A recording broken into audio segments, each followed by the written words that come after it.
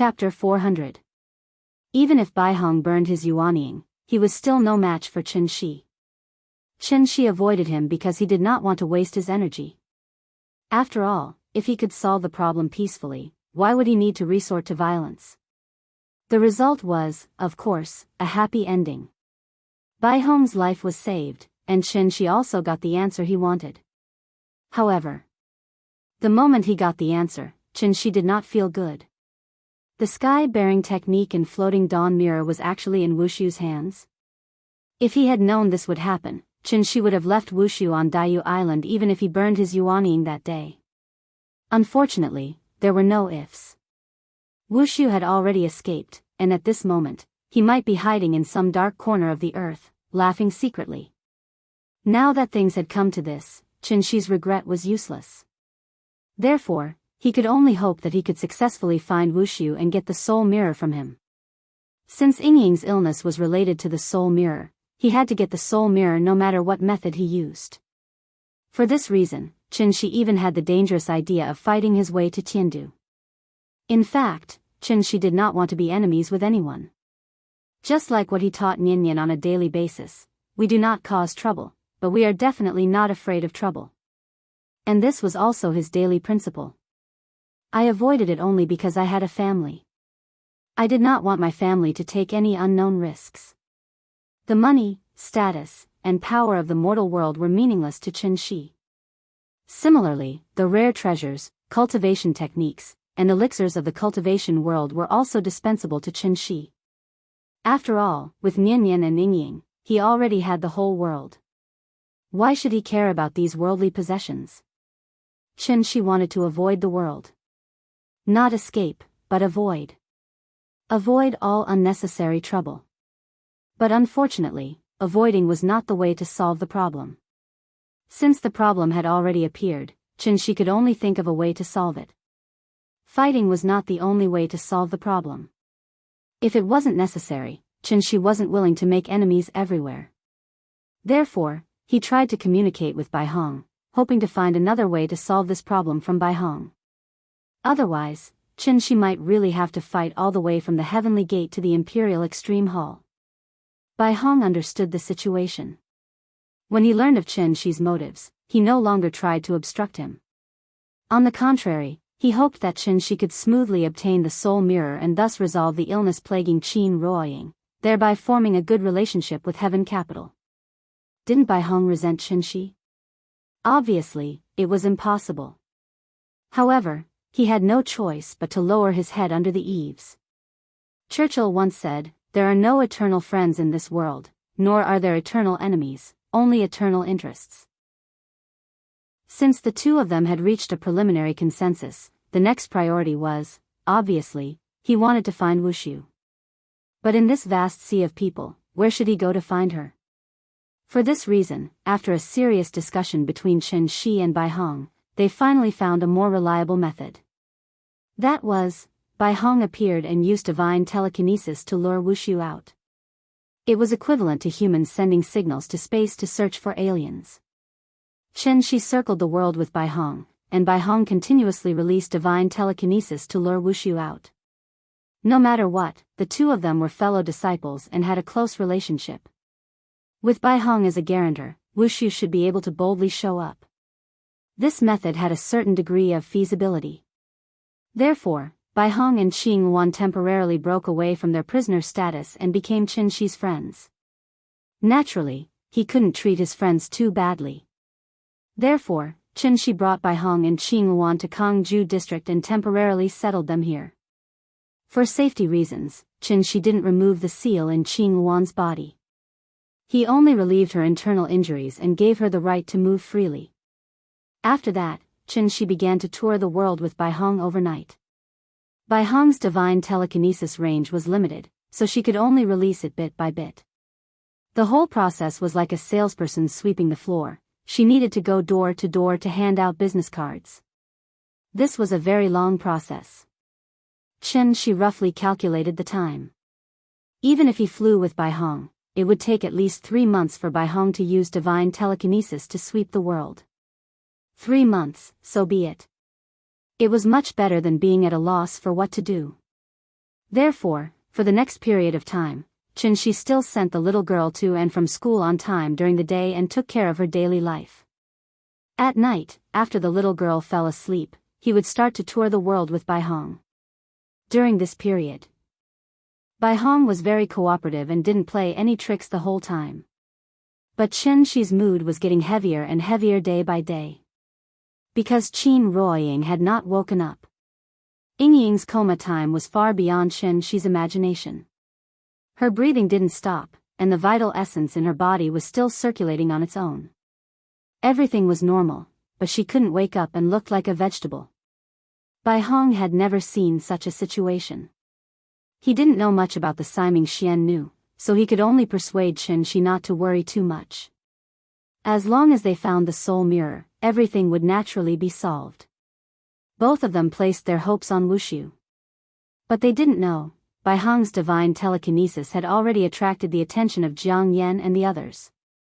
This kind of indiscriminate divine telekinesis coverage was definitely undetectable by ordinary people. But in the eyes of Jiang Yan and the others, this was equivalent to holding a loudspeaker and shouting at the entrance of a village all day long, "Wuxia, Wuxia, where are you? Come out, I have something to talk to you about." Because of this, Jiang Yan even pretended to call Xianxia to ask. Although they were allies, Xianxia was still wary of this old man, so he didn't tell him the truth. He only said that he wanted to find Wuxia to prevent future trouble. Jiang Yan naturally didn't believe Xianxia's excuse. Therefore, this old man continued to follow Xianxia for a long time and accurately guessed Xianxia's true purpose. For Jiang Yan, Xianxia was a great help in overturning Tiandu, so he naturally couldn't let this help become a hindrance. So, Jiang Yan began to act. No one had ever noticed this mysterious organization. It was called the 9 Serenities. There were 9 heavens in the sky and 9 layers of earth. There was Tiandu above and the 9 Serenities below. Ever since the divine ancestor led the generals of Tiandu to ascend to the great world, the sinners left behind in the lower realm were full of hatred and formed this mysterious organization. Compared to Tiandu, its strength was too insignificant. After all, they could only watch the spiritual qi dry up and witness the arrival of the end of the world. They used to be high and mighty cultivators, but now they were like maggots in the gutter. Even becoming a diviner required a great opportunity. They could be as humble as dust, but they couldn't be as twisted as maggots. The resentment that had accumulated for thousands of years, it wasn't until the emergence of the first spiritual qi tide that they finally had the opportunity to release it. The generals of Tiandu didn't even know that there was such a reactionary organization in the lower realm. But the people of the 9 Serenities had already made an oath. They only lived to overturn Tiandu and avenge the suffering of thousands of years of repression. The 9 Serenities had begun to plan a long time ago. In addition to constantly sending people to Tiandu as spies, the rest of the people were silently waiting for the opportunity. For this reason, they would rather endure hundreds or even thousands of years of loneliness and torture, just to wait for the right time. Now the time had come, and they only lacked the opportunity to blow the horn. And Xianxia. Chapter 401. This was an era where there were no secrets. But the existence of the 9 Serenities had never been known to outsiders. After tens of thousands of years of dormancy and management, the power of the 9 Serenities had far exceeded everyone's imagination. They were like an invisible net, firmly grasping the entire earth in the palm of their hand.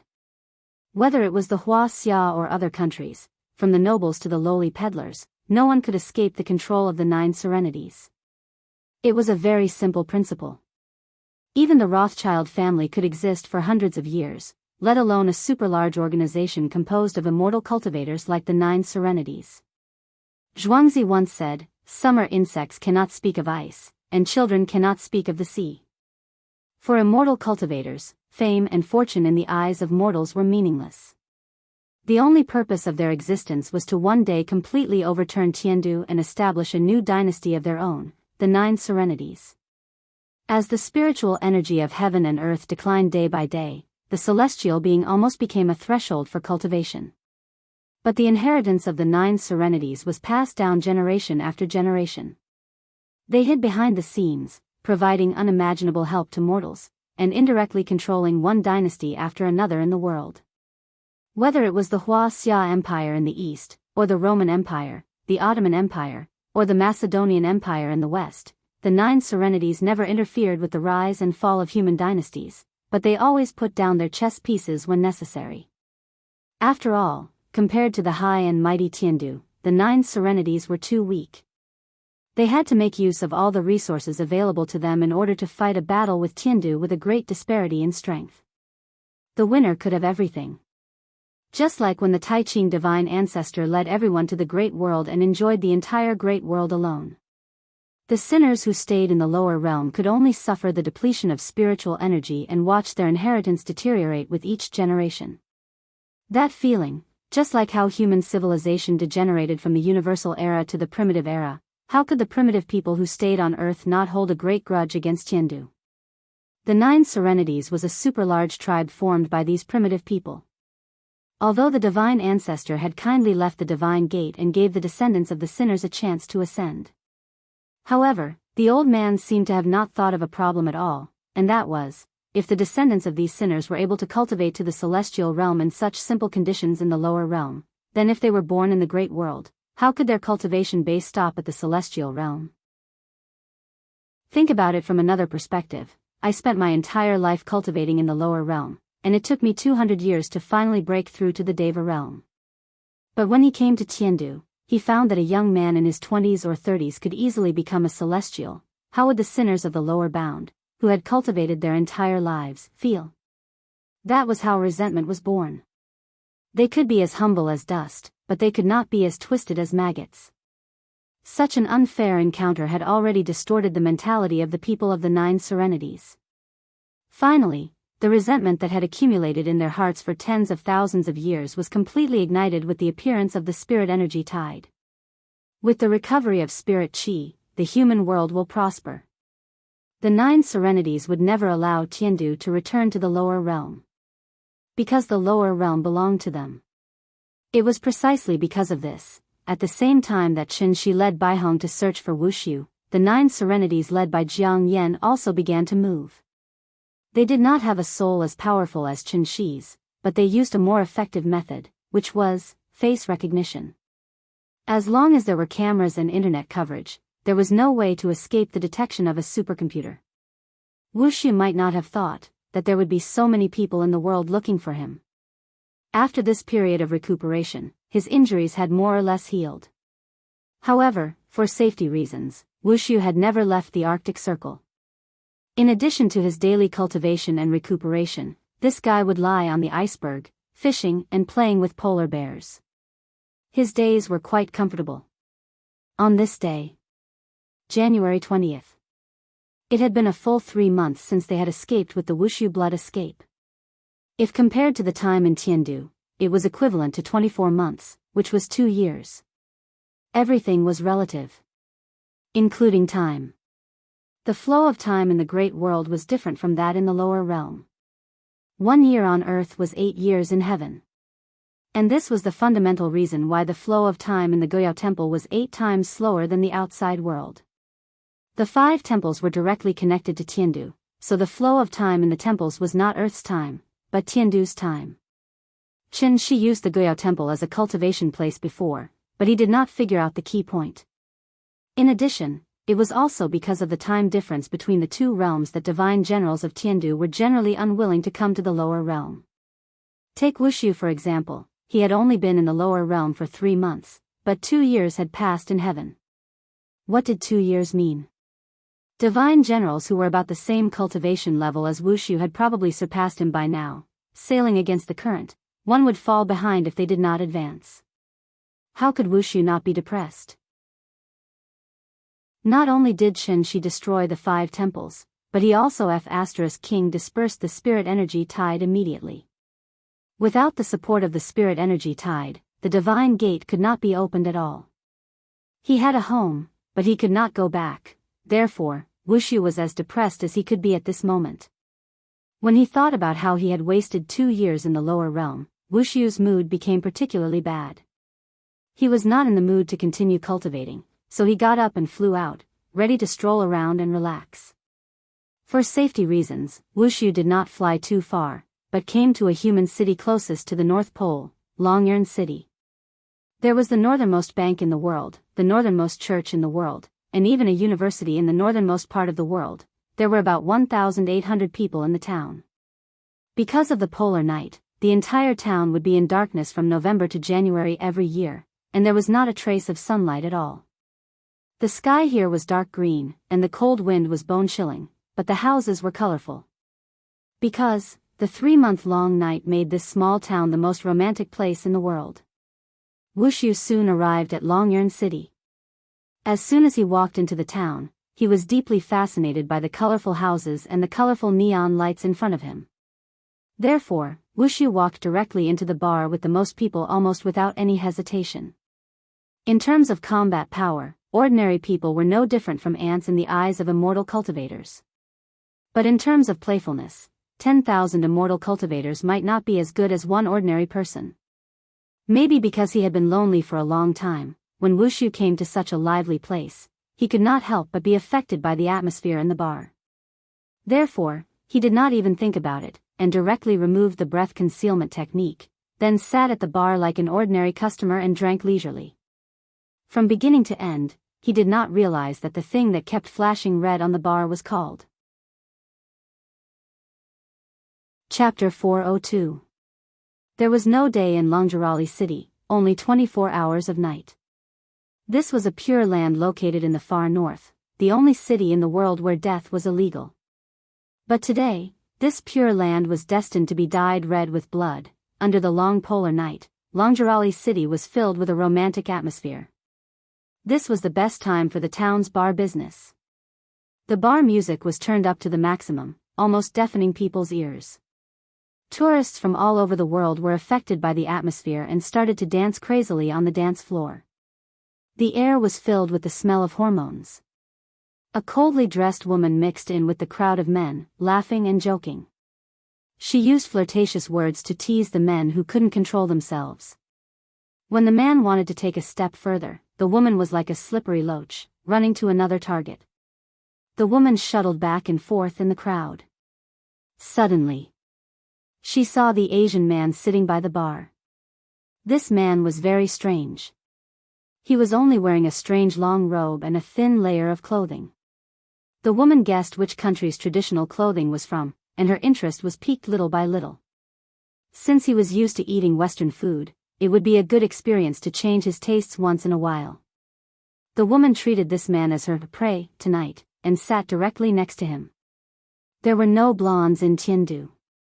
Therefore, Wuxia couldn't help but raise his eyebrows slightly when he sensed the woman approaching him. Interesting. Even though they didn't speak the same language, the woman's ambiguous aura floated into Wuxia's eyes. If it was in the past, Wuxia definitely wouldn't have any interest in this kind of ant-like existence. But today was different, he was here to relax. Therefore, Wuxia imitated the others and pulled the woman into his arms. The woman smiled proudly, as if she was very satisfied with her charm. However, just as the woman was about to offer her red lips and have a beautiful encounter with this mysterious Asian man, Wuxia's figure mysteriously disappeared from her side. The woman was stunned for a few seconds before she let out a heart-wrenching scream. At the same time, Wuxia's figure suddenly appeared above the town. It was snowing heavily outside the house, and the cold wind was bone-chilling. The visibility was less than 10 meters, but Wuxia's line of sight was firmly fixed on the southeast direction. There was an extremely powerful Jin Yuan fluctuation at that location, and Wuxia also sensed a trace of hostility from this wave. It was obvious that they were here for him. Seeing this, Wuxia did not cower. Instead, he flew towards that direction. This was a huge iceberg that had not melted for 10,000 years. It floated on the Arctic Ocean, moving slowly with the waves. Before Wuxia got close, he saw a man standing on the peak of the ice mountain with his hands behind his back. Because they had already fought before, the moment Wuxia saw Jiang Yan, he couldn't help but reveal a trace of surprise. This old thief, could it be that he was tired of living and came here to seek death? While thinking, Wuxia landed on the ice mountain. At this moment, Jiang Yan slowly turned around and smiled at him. Divine General Wuxia, I haven't seen you in a long time. I've missed you. When Wuxia heard this, a trace of disdain appeared on his face. He first looked around and after confirming that Xianxia was not nearby, he said coldly, I haven't even thought of looking for you, and you're already in a hurry to die? Die? No no no. Jiang Yan shook his head and smiled. Divine General, you don't know this, but I cherish my life very much. It wasn't easy for me to live for 1,000 years, so how could I give up my life so easily? Wuxia did not immediately reply because he had already noticed that something was amiss. Jiang Yan's current state was completely different from last time. Just look at how confident he is. Even if Wuxia used his but to think, he knew that if he did not have a certain amount of confidence, Jiang Yan would definitely not come all the way here to die. Wuxia was confident, but he was not arrogant. Last time, Wuxia was forced to use the blood escape technique by Xianxia, and he had already suffered a great loss. Therefore, he would not allow himself to fail again. Fighting because of personal feelings was something that only children would do. Therefore, when Wuxia saw how confident Jiang Yan was, he immediately wanted to retreat. At this moment, Wuxia was very similar to Sima Yi, who was scared off by Zhuge Liang's empty city strategy. Regardless of what Jiang Yan was planning, there was still a long way to go. This debt, he would slowly settle it in the future. After figuring this out, Wuxia didn't even say a single word. Instead, he turned into a streak of light and flew toward the horizon. However, at this moment, a golden barrier suddenly appeared in the air. This barrier was like a fishing net, directly trapping Wuxia in it. Then, Jiang Yan's sinister laughter sounded again. Divine General Wuxia, where are you going? Yuanyin was not easy to kill. This was something that all immortal cultivators knew. Unless one's cultivation level was suppressed, if the other party was determined to escape, it was actually very difficult to catch them. This was also the reason why Wuxia was able to escape from under Xianxia's nose. Wuxia had already escaped once. Jiang Yan knew that Wuxia had the blood escape secret technique, so he went back to the floating mist mountain to prepare. He brought the 9 Serenities' 10,000 years of savings with him just to win the first battle. Wuxia should not have come here. Because once he came, he would not be able to leave. Wuxia's surprise gradually turned into shock when he saw more than 100 celestial beings from Daoist Island slowly flying toward him. Among these celestial beings, there were more than 20 Yuanying. They were all at the divine general level. The rest were all above the diviner level. How was this possible? More than half of the Jiang family's 300 celestial beings were killed by him. It had only been 3 months since he last saw them. How could there be so many Yuanying? While Wuxia was still in a daze, the Jiang family's celestial beings had already surrounded him, just like last time on Daoist Island. However, this time, Wuxia's mood completely changed. No, how could there be so many Yuanying in the lower realm? Who exactly are you people? Perhaps because Wuxia knew that he could not escape, after taking out the Wuji apricot yellow flag and the white bone soul summoning banner, he locked his gaze on Jiang Yan and tried to get an answer from Jiang Yan. But unfortunately, Jiang Yan seemed to know that villains usually died from talking too much. Thus, he did not answer any of Wuxia's questions. Instead, he nodded lightly at the celestial beings present. Formation. Yin-Yang 6 Directions Formation, activate. In an instant, the sky suddenly lit up, and multicolored light filled the sky. Chapter 403. In order to overthrow Tiandu, the 9 Serenities had been planning for tens of thousands of years. They had been waiting for the revival of spirit energy and the rise of the human world. Only then would this ferocious beast from the primordial times finally wake up from its deep slumber. Not everyone wanted to ascend to Tiandu. Those who had successfully broken through to the celestial realm but did not ascend became the most staunch supporters of the 9 Serenities. Just like Jiang Yan, they chose to stay in the lower realm and continue to cultivate. If their lifespan ran out, they would voluntarily give up their physical bodies and let their souls enter the soul crystal in order to continue living. 10 years, 100 years, 1,000 years, generation after generation, many people chose to give up because they could not stand the eternal loneliness. However, there were even more people who persevered. There were always sacrifices on the road to revolution. Countless people advanced dauntlessly, just to welcome the moment when they were truly needed. Tens of thousands of years passed, and the world changed. Finally, the time had come. Jiang Yan was not the founder of the 9 Serenities, but he was a core member. If Tiandu was compared to the Qin dynasty, then Jiang Yan was Xiangyu, who raised the banner of righteousness high. The 300 celestials of the Jiang clan, they were the disciples of Jiangdong under his command. Jiang Yan was indeed a ruthless person. If he was not ruthless, he would not have been able to sit on the throne of the 9 Serenities. In order to achieve his lofty goal, Jiang Yan chose to sacrifice his own family, thus creating the 9 Serenities. It was precisely because of this that the once glorious Jiang clan of Daoist Island had now become the arsenal of the 9 Serenities, providing the 9 Serenities with excellent physical bodies. Although the blood of the Jiang clan still flowed in their bones, their souls had long been replaced by others. Of course, for Tiandu, a mere 20 or so yuanying was naturally nothing. What really frightened Wuxia was, Tiandu was unaware of this. For tens of thousands of years, people from the lower realm had constantly ascended to Tiandu. However, after these people ascended, what they saw was not the fairyland they had imagined. Instead, they saw all kinds of injustice. They were like black people who had been smuggled into Wuxia. No one would look them in the eye, and no one would care what they were thinking. Those who are not of our race are bound to have different intentions. Ascenders were constantly discriminated against, ridiculed, and ostracized. No matter how high their cultivation base was, they were just lowly people from the lower realms. Tiandu had never cared about the lowly people of the lower realm. In order to show the spirit of universal love of the divine ancestor, Tiandu had always maintained contact with the 5 places of inheritance so that these sinners could ascend to Tiandu in the future. And this was also the fundamental reason why All Saints Valley was able to use the spirit-gathering formation to forcibly summon divine generals from Heaven Capital when Qianxi flattened them. Absolutely no one would have thought the so-called 5 lands of heritage were actually branches of the 9 Serenities, but this secret was only known to a few people. Everything was under the control of the 9 Serenities. Including Qianxi, the apple that accidentally fell on the chessboard.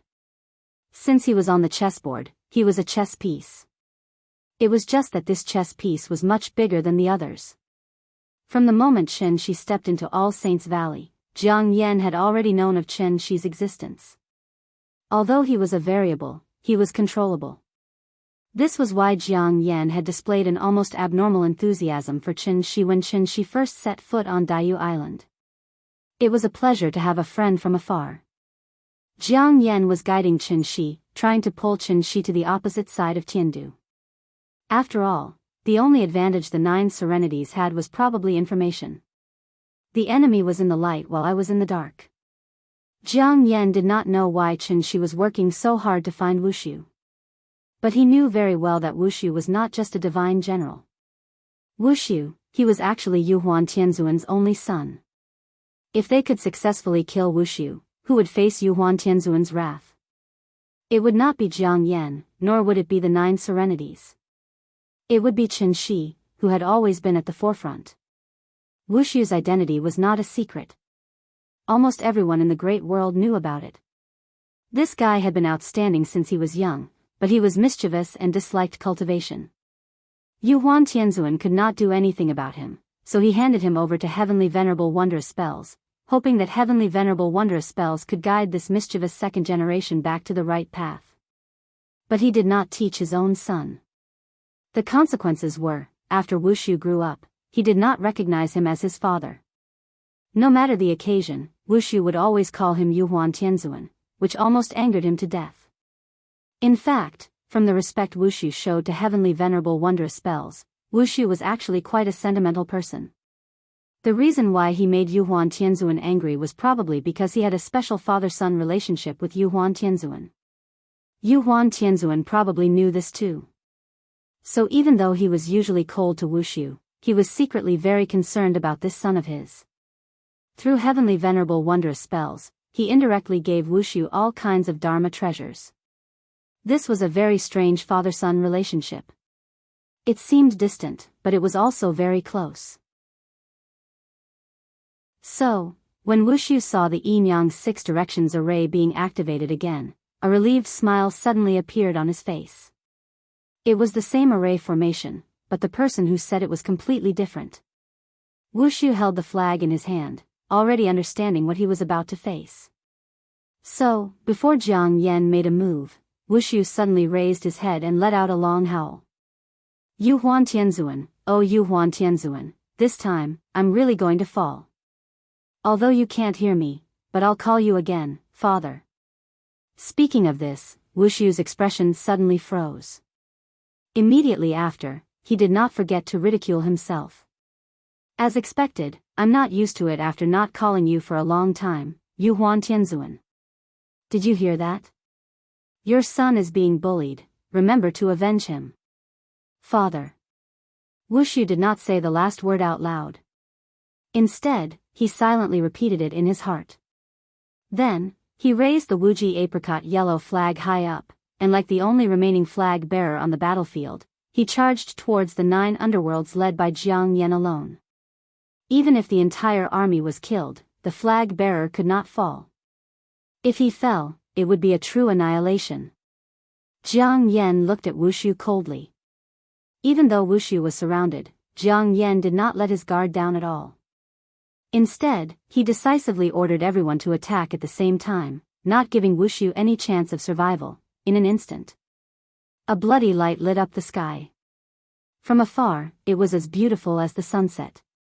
In the end, this piece of pure land in the extreme north was dyed red with blood. Not long after the battle began, Qianxi, who was patrolling the South Pacific Ocean, suddenly sensed something and looked towards the north. Bai Hong was confused, so she asked curiously, "What's wrong?" "Something's wrong." After that, Qianxi didn't wait for Bai Hong to respond. Chapter 404. 9 underworlds came out in full force and set up an inescapable net just to kill Wuxia. Wuxia was only a Yuanying cultivator. Even with all his treasures, there was no way he could defend against 20 Yuanying cultivators and countless golden core cultivators. Although Wuxia knew that he had no chance of winning, he did not lose his fighting spirit. Instead, he exploded with a fighting spirit that was far stronger than before. This was the most serious battle he had ever fought in his life. Even a trapped beast would put up a fight, let alone a human. He was a divine general of Tiandu and the only son of Yu Huan Tianzuan. He represented Tiandu, so even though he knew that he would die, he had to die with dignity. Therefore, Wuxia decided to burn his Yuanying. He did not want to run anymore. The scenery at the North Pole was not bad. It would be one of the happiest things in his life to be able to sleep here. After Wuxia let out a long roar, his body began to burn like firewood. At that moment, blood dyed the sky red. The sound of spells exploding could be heard continuously. It was as if the spell was playing a requiem for this arrogant and slightly neurotic man. The burning of Yuanying would not last for long. Therefore, the battle quickly came to an end. This was a battle that seemed short, but was actually extremely tragic. Wuxia thought that killing one was enough, and killing two was worth it. When he was about to die, he actually used a secret technique to detonate the yellow flag and white bone soul summoning flag in his hands. The 2 9th-grade spirit treasures exploded at the same time, destroying the souls of the 3 Yuanying stage cultivators closest to him on the spot. At the same time, the yin and yang 6 directions formation was successfully shattered, causing the spiritual energy to dissipate, which successfully attracted Qianxi's attention. As for Wuxia himself, of course, he was also turned into a wisp of smoke in the explosion. From now on, there would be no more divine general named Wuxia in this world. Reporting to Yuzun, Wuxia's Sumera mustard seed bag has been found. The formation imprint has been destroyed according to your orders. Please give us the order. Very good, let's retreat. It's time for our old friend to take the stage. The 9 Serenities had lost 3 Yuanying in this battle, but Jiang Yan did not seem to feel the slightest bit of heartache. Instead, he calmly ordered his men to clean up the battlefield as quickly as possible. He knew that Qianxi would come, so he had to hide everything before Qianxi arrived. Otherwise, where would he find such a good scapegoat? After receiving Jiang Yan's order, the generals of the 9 Serenities did not even bother to clean up the battlefield. They quietly retreated like a receding tide, leaving behind only the messy aftermath of the battle. Qianxi rushed to the Arctic Circle as fast as he could. His intuition told him that this true essence fluctuation was not simple. But unfortunately, Qianxi was like the police in the movies. He was always the last to arrive. By the time he arrived at the scene of the incident with Bai Hong, everything had disappeared. All that was left was a shattered ice field that seemed to have experienced a carpet bombing. Some broken spell imprints were vaguely left in the air. Qianxi silently sensed them. He felt that these spells were familiar, but he could not tell where he had seen them before. It was very strange. It was a bit like the Jiang family's true 6 trigram spell, but it was much more exquisite. It was far beyond the level of the Jiang family. Qianxi knew the ins and outs of Daiyu Island very well, so he did not even think about Jiang Yan. Therefore, he could not even figure out what had happened here. Who was fighting? What level of battle was it? Judging from the true essence fluctuation that he had sensed earlier, the level of this battle was far beyond Qianxi's imagination. The Battle of the Yuanying? When did Earth become so terrifying? Qianxi silently sensed the spell imprints in the air, trying to find some clues from them. Bai Hong, on the other hand, began a carpet search in the snow. Finally, under a pile of soft snow, Bai Hong successfully found a tattered piece of cloth about the size of a fingernail. This rag was yellow with golden threads embroidered on it. It was obviously not an ordinary item. Bai Hong picked up the tattered piece of cloth and carefully rubbed it in her hand. Immediately after, he seemed to have suddenly thought of something, and even his pupils couldn't help but dilate a lot. This is the Wuji apricot yellow flag? Bai Hong did not dare to believe his guess. He tried to sense some spiritual energy from it, but this rag was no different from an ordinary tablecloth.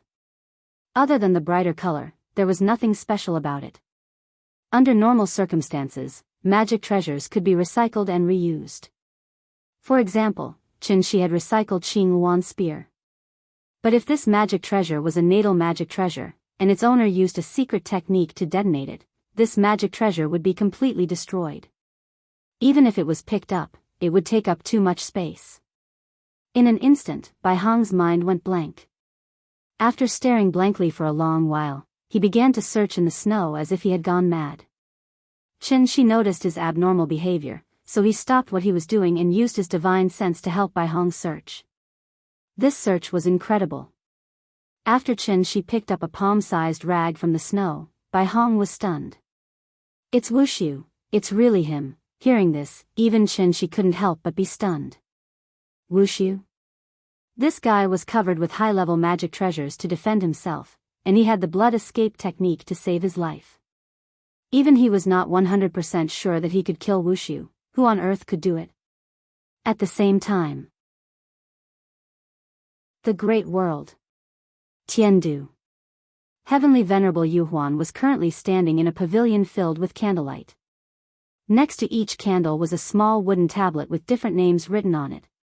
It looked like a memorial tablet in the ancestral hall. Yuhuan Tianzuan picked up one of the wooden tablets with trembling hands. The wooden tablet had the words Wuxia written on it. He seemed to be a little unable to believe what he saw. So after picking up the wooden tablet and carefully touching it, Yuhuan Tianzuan picked up the candle next to it. The other candles were still burning well, but this one was extinguished. Wuxia, my son, can you tell father, what did you encounter in the lower realm? This was the heart fire lamp. Every day, when a newborn was born, the heart fire would be used as a lamp. The heart fire lamp could not be extinguished. Once it was extinguished, it meant that the owner of the lamp was dead. And this was the so-called, when the person died, the lamp went out. Although Yuhuan Tianzuan was the supreme of Tiandu, after seeing Wuxiu's heart fire lamp go out, he couldn't help but shed 2 lines of hot tears. But a celestial lord was a celestial lord after all. Even if the grief in his heart was extreme, he had to wait until this grief subsided before he stepped out of the attic again. Pass down my orders.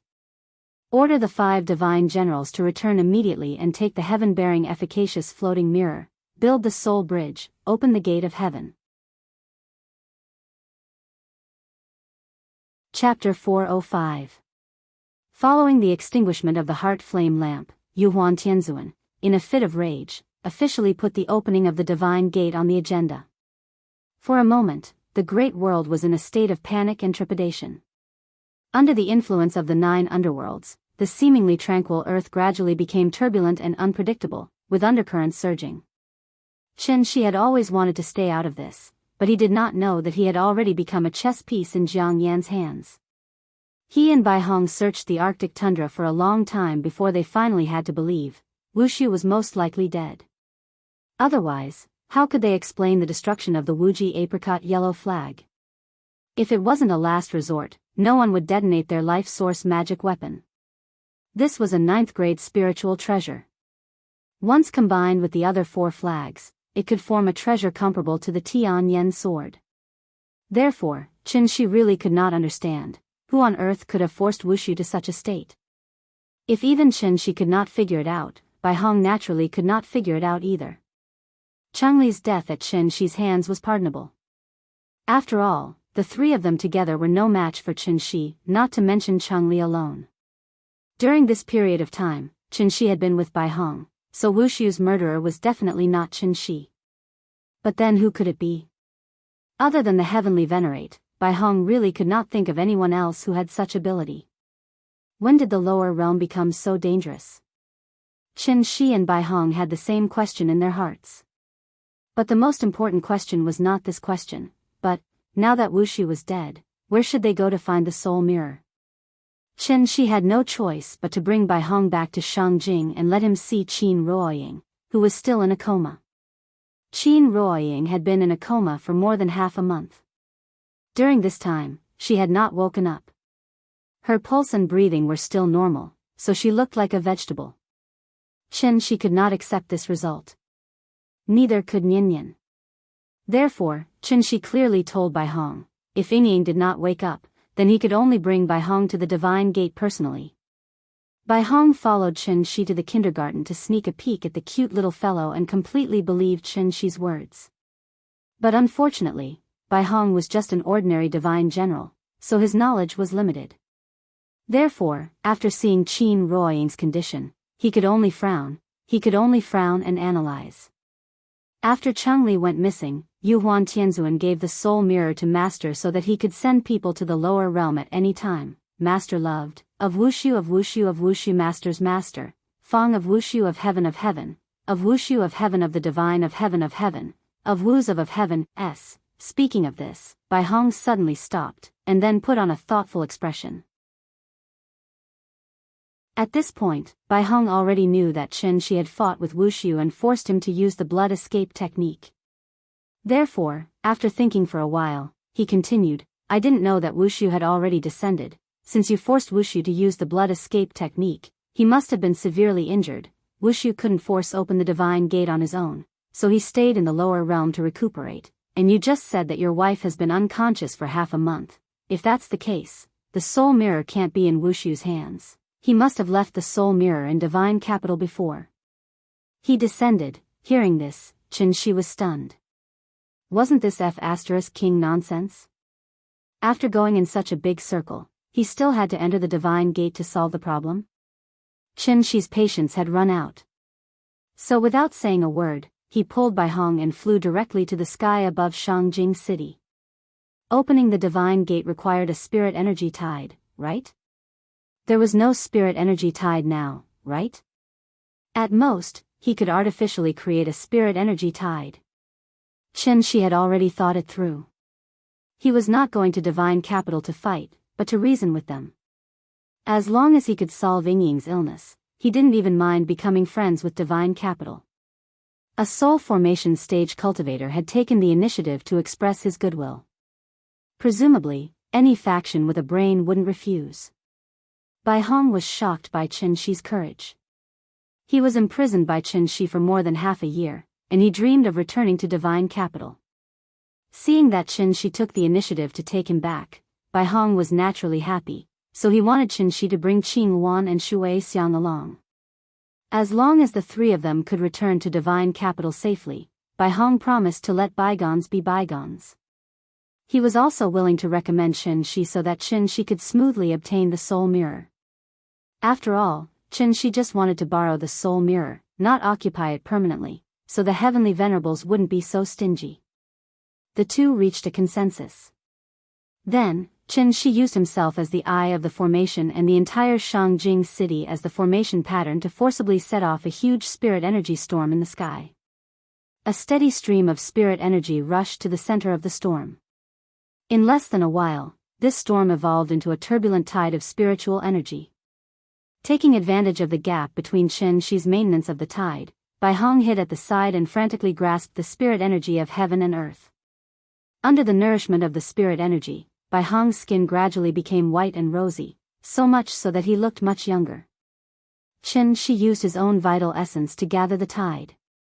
This action was like reaching into a water tank and stirring it, forming a waterspout in the water. The whole process didn't require too much effort, so Qin Shi could persist for a long time. But he didn't know the reason. Qin Shi maintained it from noon to afternoon. The tide was getting bigger and bigger, but the divine gates still didn't open.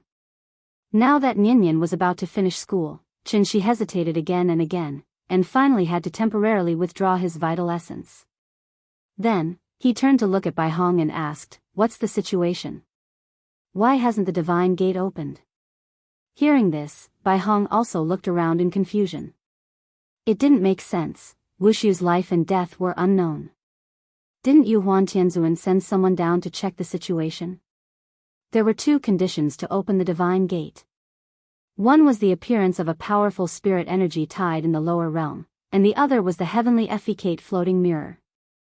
Under normal circumstances, once a spirit energy tide appeared in the lower realm, Tiandu would use the heavenly effecate floating mirror to open the divine gate so that sinners in the lower realm could ascend. Of course, Tiandu would also occasionally send divine generals down to the lower realm to carry out various missions, such as Bai Hong and Wuxiu. Wuxiu's identity was extraordinary. How could Yuan Tianzuan, as his father, not be worried at all? I don't know, maybe something happened up there? Why don't we try again tomorrow? Qin Shi was speechless.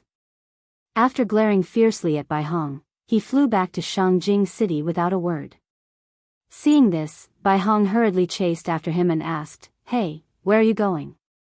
"To pick up my child from school." "Why didn't the divine gate open?" That was because Tiandu was using the soul mirror as the core to prepare to build a soul bridge. Wuxiu's unexpected death made Yuan Tianzuan, who had been hesitating, finally make up his mind. Because of this, the heavenly venerables also reached a consensus. So when the soul bridge was completed. Chapter 406. January 26th. The little girl, who had been in kindergarten for a semester, finally welcomed the first winter break in her life. Before the break, the teacher held a class meeting to remind the parents of the things to pay attention to during the break. At the same time, she gave the children a winter break homework. The winter break homework of the kindergarten was naturally not as exaggerated as that of the middle school. At most, it was only 2 or 3 pages. The content was mainly to write numbers from memory, review pinyin, memorize nursery rhymes, and so on. She only hoped that the children would not forget all the things the teacher taught after the winter break. "Goodbye, teacher. I'll miss you. Nian, good girl. I'll wait for you at school. See you next semester, goodbye." The little girl nodded her little head like she was pounding garlic. After waving goodbye to the teacher reluctantly, she turned her head to look at the 2 brothers.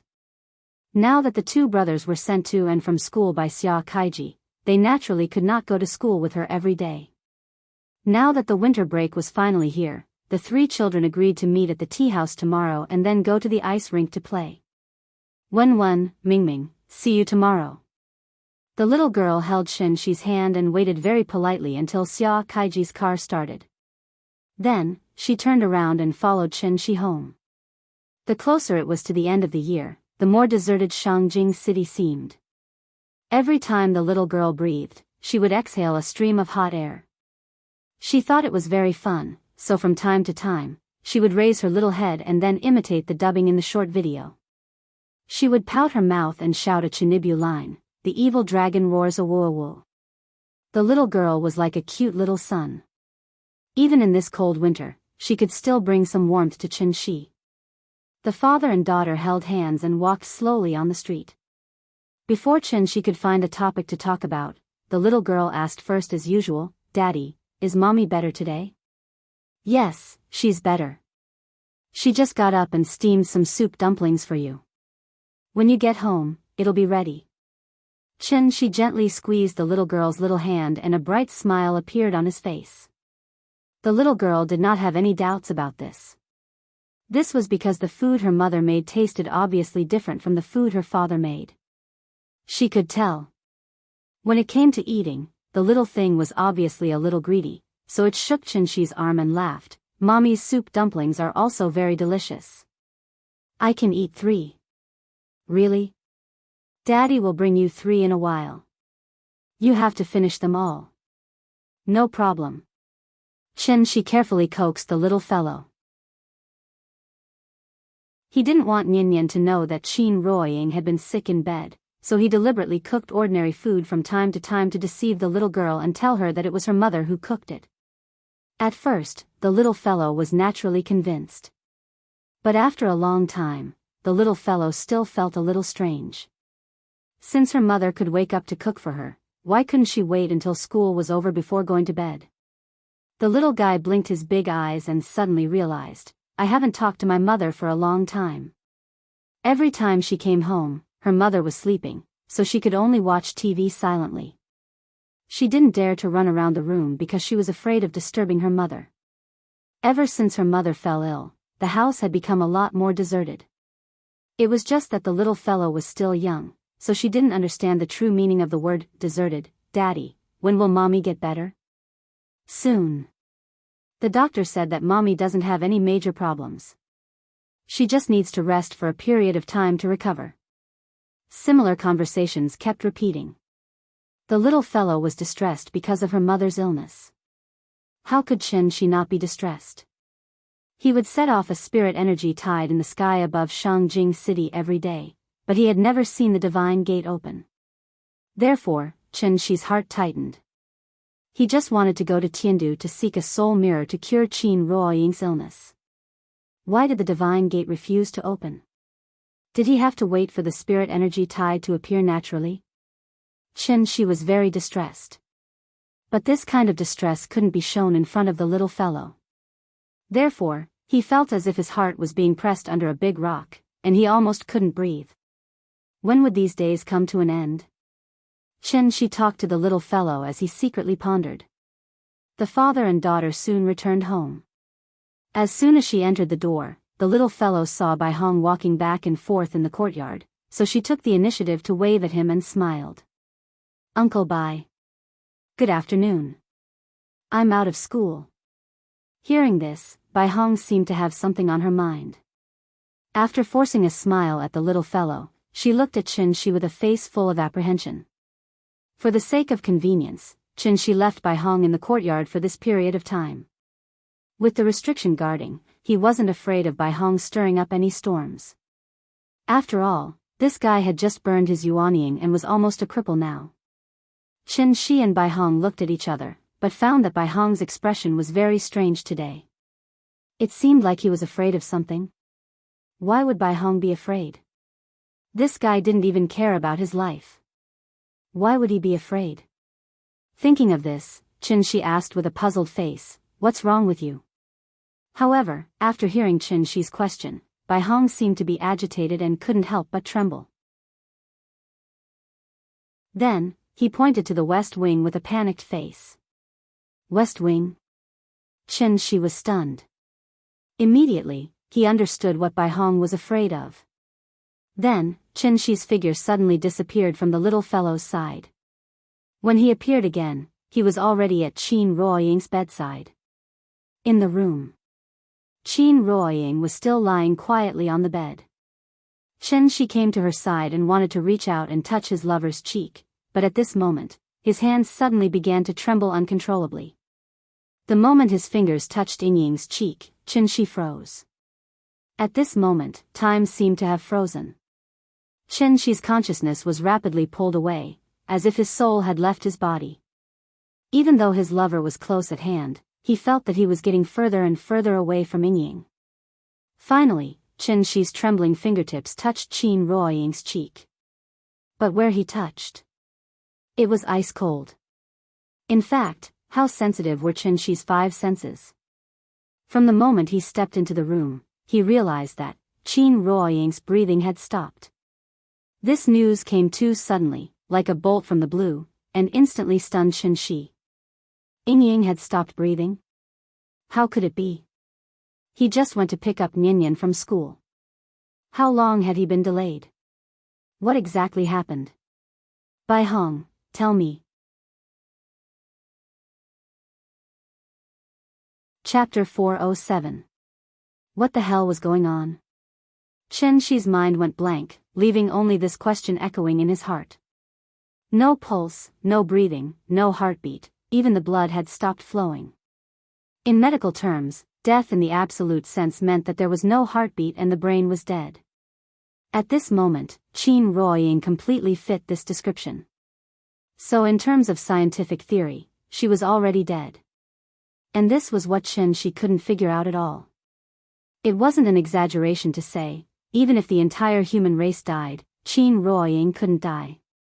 Not to mention that Qin Ruoying's cultivation had already reached the diviner level, and she was immune to all kinds of poisons. Moreover, she had Qin Shi, a high-level immortal cultivator, by her side to take care of her. Her heartbeat had stopped, right? Then let the heart beat again. Her blood had stopped flowing? Then let the blood flow again. Qin Shi tried to use his true essence to forcefully awaken Qin Ruoying's body. This method was indeed effective. Qin Ruoying's heart began to beat slowly, and her breathing gradually stabilized. But once Qin Shi withdrew his true essence, Qin Ruoying's body immediately stopped functioning like a machine that had lost power. Everything was because her soul had dissipated. Qin Ruoying didn't condense a golden core, and she didn't have yuanying. The dissipation of her soul meant that she was completely dead, and even a golden immortal wouldn't be able to save her. Yingying died just like that? Qin Shi stared blankly at his lover's face. In a trance. He actually remembered the bits and pieces of their past. Since Zhonghai University, the two of them had known each other and loved each other. Although they didn't verbally promise to grow old together, they both hid that promise deep in their hearts. Please take care of me for the rest of my life. Except for Qin Shi's sudden disappearance for 5 years, the two of them hadn't experienced many storms in their relationship. Qin Shi returned from the heavenly jade realm after a long and arduous journey. What welcomed him was the precious baby that Yingying had left behind for him, Qin Nian. My name is Qin Nian. You can call me Nian Nian. Qin Nian, Qin Nian. He was filled with longing. Later on, Qin Shi took Nian Nian to look for Qin Ruoying all over the world. When the two met again after 500 years, Yingying directly gave him a slap in the face. At the same time, she also said her wish, may you leave for half your life, and return as a young man. How could there be no twists and turns in life? However, from the moment the family of 3 reunited, all the hardships Qin Shi had experienced had turned into dust, swept into the garbage heap by him. Qin Shi had no attachment to the past because the future was right beside him. Undying love was not something that could be proven by martyrdom. A heart full of love was not something that could only be heard when it was always on the tip of the tongue.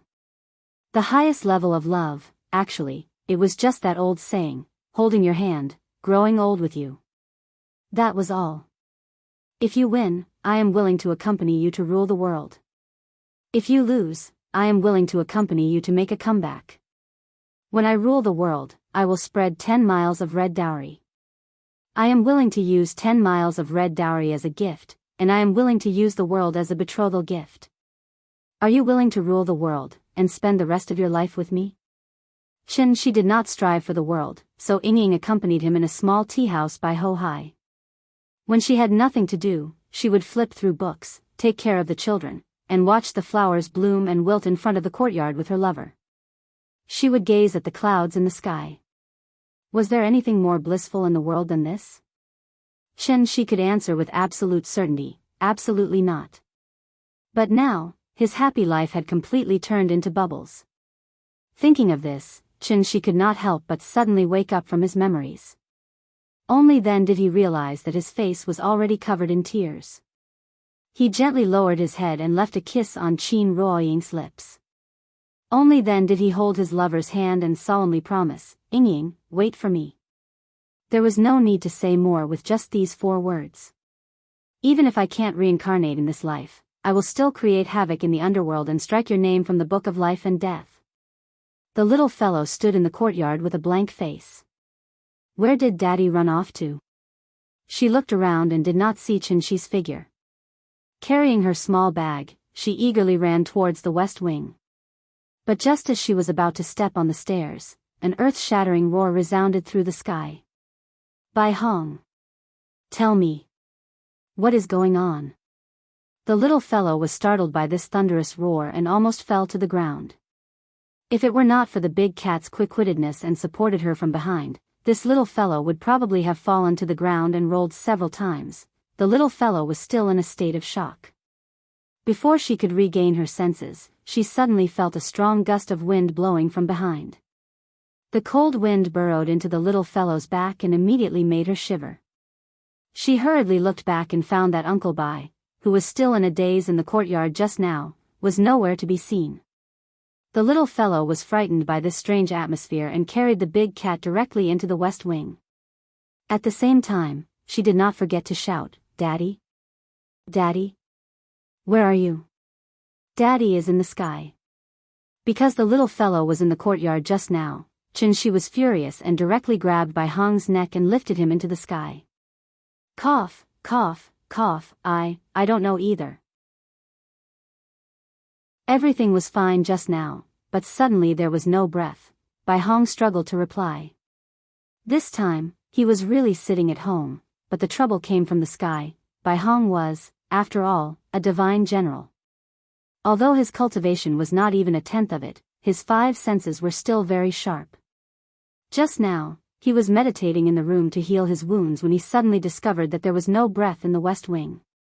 He wanted to go in to check on the situation, but was blocked by the restrictions set up by Qianxia, so he could only wait in the courtyard for Qianxia to return.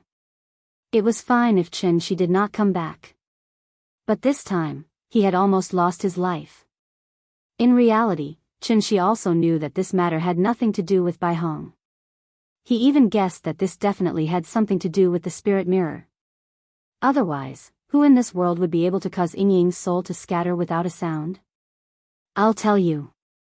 If anything happens to Ying, I'll definitely bury your Tiandu with her. Qianxia was like an enraged lion, roaring at Bai Hong. Without waiting for Bai Hong to explain, he directly dragged Bai Hong and flew toward the Pacific Ocean. Although Bai Hong was not afraid of death, Qin Ruoying's current situation clearly had something to do with Tiandu, so he more or less felt that he could not face Qianxia. So, Bai Hong obediently kept his mouth shut, waiting to see what Qianxia wanted to do next. Qianxia was angry, but he did not lose his mind because of it. Since Ying's soul had dissipated, the most important thing now was not to directly find her soul, but to find a way to protect Ying's physical body. Qianxia could not stay by Qin Ruoying's side at all times to help her maintain her physical body, so he urgently needed a magic treasure now, and that was Wuxia Xianxia's blue wave silk gauze. Therefore, after arriving at the deep-sea cave, Qianxia frantically poured his vital essence into the large ice block that sealed Wuxia Xianxia. As long as Wuxia Xianxia's injuries were slightly relieved, her frozen state would naturally be lifted. Under Qianxia's continuous pouring of vital essence, the ice block gradually melted, and Wuxia Xianxia suddenly fell from it. During this period of time, Wuxia Xianxia had been in a state of suspended animation, so she did not know what happened outside. Therefore, the moment she woke up, she directly launched an attack at Qin Shi. Wuxia Xianxia, stop. Seeing this, Bai Hong hurriedly shouted to stop. But Qin Shi's action was much faster than his voice. Wuxia Xianxia did not even use the first move, and Qin Shi had already inserted countless spirit needles into her body. You! Wuxia Xianxia's almond-shaped eyes widened, and after glaring at Qin Shi fiercely, her body completely softened. At this time, Bai Hong on the side let out a long sigh of relief. He was not afraid of death, but he was very afraid of his junior brothers and sisters dying for no reason. Fortunately, Qin Shi did not intend to take her life. Take her, let's go. Qin Shi grabbed the blue wave's silk gauze, left a sentence coldly, and turned to walk out of the cave. Hearing this, Bai Hong hurriedly helped Wuxia Xianxia up from the ground, and then followed Qin Shi's pace. Looking at the man in front of him who was silent on the surface, but his heart was filled with indignation. Bai Hong knew. Chapter 408. After leaving the cave in the deep sea, Qin Shi did not rush back to Shangjing immediately. Instead, he flew to Daiyu Island. He had no choice. After all, Bai Hong did not know anything about it. Furthermore, the divine gate had not opened for a long time. Even if Qin Shi wanted to go to Heaven Capital, there was no way in. Therefore, he could only pin his hopes on Jiang Yan. He wanted to see if he could find a better solution from Jiang Yan. Therefore, Qin Shi led Bai Hong and Wuxia Xianxia straight to Daiyu Island. As soon as they got close to Daiyu Island, Qin Shi suddenly realized that Daiyu Island's mountain guarding formation had become stronger. Previously, this heavenly dipper array was simply dispensable. Even Wushu could easily break it, let alone him. After not being here for a while, this formation had been strengthened by 3 layers inside and 3 layers outside. Even if Qin Shi wanted to break the formation, he would have to spend a long time outside. Seeing this, Qin Shi suddenly had a guess in her heart: Jiang Yan was probably afraid of Wushu. That was why he strengthened the mountain guarding formation to prevent the same tragedy from happening again. Out of politeness, Qin Shi did not choose to break the formation by force. Instead, he waited patiently outside. He did not have to wait for long before the formation slowly opened. Ha ha ha ha ha, Mr. Qin, how have you been? I wonder why you've come all the way to Daiyu Island today. Before Jiang Yan even arrived, the enthusiastic greeting rang through the air above Daiyu Island. Hearing this, Qin Shi smiled and replied, I'm sorry for coming uninvited. No, I haven't seen you for a few days. I really miss your elegance. Please follow me into the house for a chat, Mr. Qin. A white light flashed and Jiang Yan appeared in front of Qin Shi. Seeing his warm and welcoming face, Qin Shi smiled and greeted him politely. At this time, Jiang Yan's gaze landed on Bai Hong and Wuxia Xianxia. Who are these two? Qin Shi knew that Jiang Yan had a grudge against Tiandu, so he deliberately concealed it. They're my friends. They came with me to visit Daiyu Island. Oh, so that's how it is. Please come in. Jiang Yan laughed and made an inviting gesture to the 3 of them, then he took the lead to fly to Serene Afterglow Peak. Qin Shi thought that he had deceived Jiang Yan, but he did not know that Jiang Yan had already known everything about Tiandu. With just a glance, he had already determined the identities of Bai Hong and Wuxia Xianxia. However, with this old fox's shrewdness, how could he be easily seen through by Qin Shi when he was caught off guard? Therefore, the old man pretended that he didn't see anything and led the way. Qin Shi followed behind Jiang Yan. In the process of flying to Serene Afterglow Peak, he suddenly realized that the atmosphere of Daiyu Island was very different from before. Previously, Daiyu Island was like a paradise. The Jiang clan lived a simple life where they worked at sunrise and rested at sunset. If they wanted to cultivate, the clan would provide cultivation methods. If they were not interested in cultivation, the clan would not force them. After all, this was a large clan with a population of tens of thousands. The clan leader could not possibly require everyone to cultivate. But now, Diaoist Island was like a frontline military camp. From the elderly in their 70s to the children of 4 or 5 years old, all of them were cultivating hard on the drill ground.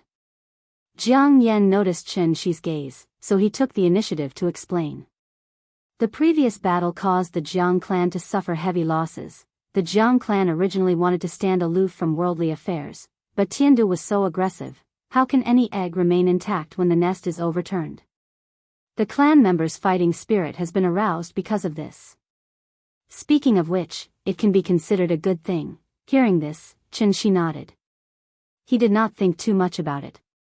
He was even considering whether to inform Jiang Yan of the news of Wu Shu's death. In fact, one could not blame Chen Shi for being fooled by Jiang Yan. After all, he could not read minds. Jiang Yan didn't show the slightest bit of hostility towards Chen Shi, not even a little bit. Jiang Yan kept showing goodwill to Chen Shi, from his words to his actions. For example, the Adumbra flower. If not for Jiang Yan's free supply, Qin Ruoying would not have been able to ascend to the diviner level. In the end, Chen Shi still owed Jiang Yan a favor. Jiang Yan led Chen Shi to the Jiang clan's ancestral hall. This place was where the ancestors were worshipped. At the same time, it was also where the Jiang clan received important guests. Previously, Jiang Yuankui was in charge of the ancestral hall. Now that Jiang Yan had come out of seclusion, Jiang Yuankui naturally stepped down as the clan leader. Chen Shi looked around and realized that there was no one around the ancestral hall. He did not know if it was an illusion. Chen Shi felt that the atmosphere on Diaoist Island was a little strange. However, he could not pinpoint exactly what was strange about it. After all, in order to prevent Chen Shi from sensing that something was amiss, the possessed Jiang clan members had all retreated to the pavilion in the middle of the lake. Only Jiang Yan was left to receive him. Seeing that Chen Shi was constantly looking around, Jiang Yan did not wait for him to speak. He directly asked, "Mr. Chen, you came to the island this time because of the Arbiter of Fate Xianxia, right?" As soon as he said that, Chen Shi's attention was immediately drawn back. He quickly asked, "Sir, do you know something?" "Actually, long before you came to the island, I already predicted that you would come to Diaoist Island today." At this point, Jiang Yan deliberately paused. Then, he sighed and said, "The Arbiter of Fate Xianxia is truly pitiful. Actually, I already received the news just now. Not only your wife, but also the other Arbiter of Fate Xianxia who are still alive, even the Arbiter of Fate Xianxia who is over 30 years old and has already stepped down. At the same time, their souls have been scattered." As soon as he finished speaking, Jiang Yan stole a glance at Chen Shi. However, he saw that Chen Shi's face was terrifyingly gloomy. It was as if water was about to drip out of it. Seeing that, Jiang Yan could not help but feel secretly happy. Seeing that Chen Shi did not seem to understand the reason behind this, Jiang Yan pretended to sigh deeply. Then, he turned around and walked to the back of the ancestral hall. He took out an ancient book. This is the record of the divine gate that the Jiang family's ancestors wrote. Originally, it was not supposed to be read by an outsider. However, this concerns your wife, so I'll make an exception this time. "Sir, please read it yourself." Jiang Yan directly handed the ancient book to Chen Shi. After that, Chen Shi began to read 10 lines at a time. The first half of the ancient book was about how the Jiang family became a sinner. Chen Shi was not interested in this at all, so he directly flipped to the back. When it came to the Tai Ching sacred ancestor, he began to read word by word seriously. As for the origin of the divine gate, Chen Shi had already learned more or less from Jiang Yan and Bai Hong. The ancient book only made further additions. However, these were not important. There was only one important thing in Chen Shi's eyes, and that was, the Arbiter of Fate Xianxia. The reason why the Jiang family did not have the Arbiter of Fate Xianxia was actually because of this ancient book. Perhaps it was because the Jiang family's ancestors and the Tai Ching sacred ancestor were enemies, so the ancient book unceremoniously pointed out that the Arbiter of Fate Xianxia was a backup plan left by the Tai Ching sacred ancestor for Tiandu. Back then, the sacred ancestor sacrificed Xianxu's soul to lead the ancient immortal cultivators to the Great World. However, the Great World was only a small plane, far inferior to the large plane that Earth itself was in. Therefore, the sacred ancestor promised, as long as the descendants of sinners reached the celestial realm, they could ascend to the great world. The purpose was to let the sinners of the lower realm provide an endless supply of Arbiter of Fate Xian for Tiandu. As long as the Arbiter of Fate Xian was not cut off, then the ancient immortal cultivators could once again build a soul bridge and return to Earth. This had to be mentioned. Only when the tide surged could Tiandu use the soul mirror to open the divine gate, allowing the celestials to ascend. This gate relied purely on the power of the tide to open, so only a few people could enter at a time. The higher the cultivation of the person who passed through the gate, the more difficult it would be to pass through the gate. It was like a giant trying to force his way into a dwarf's house. His huge body would naturally be stuck in the door frame. Unless the giant comprehended the true meaning of the word void, he would be able to open a new gate on his own. Otherwise, he could only obediently wait outside the gate. The reason why heavenly venerable wondrous spells could come to the lower realm was entirely because of the cultivation technique he practiced. He could pass through the divine gate with his clone, so he could bring Wuxia to the lower realm to check out the situation. Xianxia quickly finished reading the contents of the ancient book. However, after reading it, his brows furrowed tightly. If that's the case, Yingying's soul didn't dissipate for no reason, but was forcibly taken away by the soul mirror? Using the soul mirror to take away Xian's soul and build a soul bridge that can allow millions of people to cross the two realms at the same time, in other words.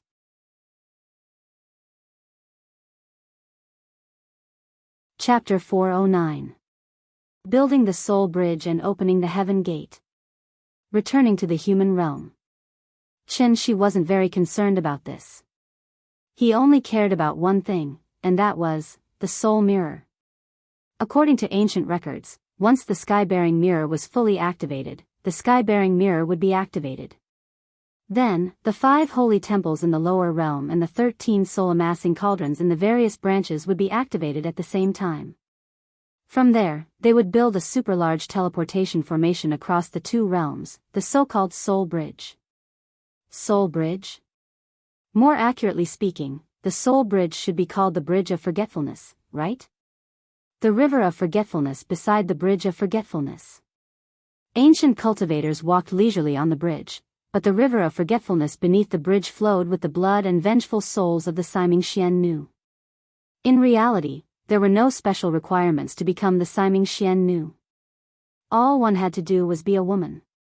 As the Siming Xian gradually became a symbol of status, a series of additional requirements were added to the land of legacy in the lower realm. Of course, the Siming Xian knew that everyone in the village respected was actually just a stepping stone for the ancient cultivators to cross the river. The moment they became the Siming Xian, their souls were already offered to the soul-amassing cauldron. Even after death, their remnant souls would automatically fly into the soul-amassing cauldron and be stored in the cauldron as souls. It was only then that the Siming Xian would truly usher in their tragic lives.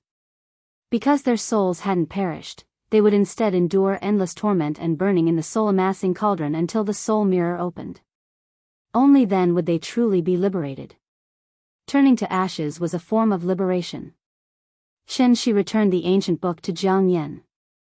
Then, without saying a word, he cupped his hands and thanked Jianghu. Then, he silently turned and walked out of the Jiang clan ancestral hall. Bai Hong had been waiting outside. When she saw Xianxia come out, she immediately approached him to ask about the situation. But he didn't expect that Xianxia would grab him and Wuxia Xianxia and fly straight back to Shangjing. As soon as Xianxia left, Jiang followed behind. However, by the time he looked up, Xianxia's figure had completely disappeared from the sky above Daoist Island. Seeing this, the corners of Jiang mouth immediately curled up into a meaningful smile. Xianxia flew very quickly and returned to Shangjing in the blink of an eye. This time, he didn't let Bai Hong and Wuxia Xianxia enter the house. Instead, he casually threw them into the alley and used his true essence to control them. Xianxia had left so suddenly that the little girl couldn't find her father after looking around the yard, so she ran to the room to watch TV.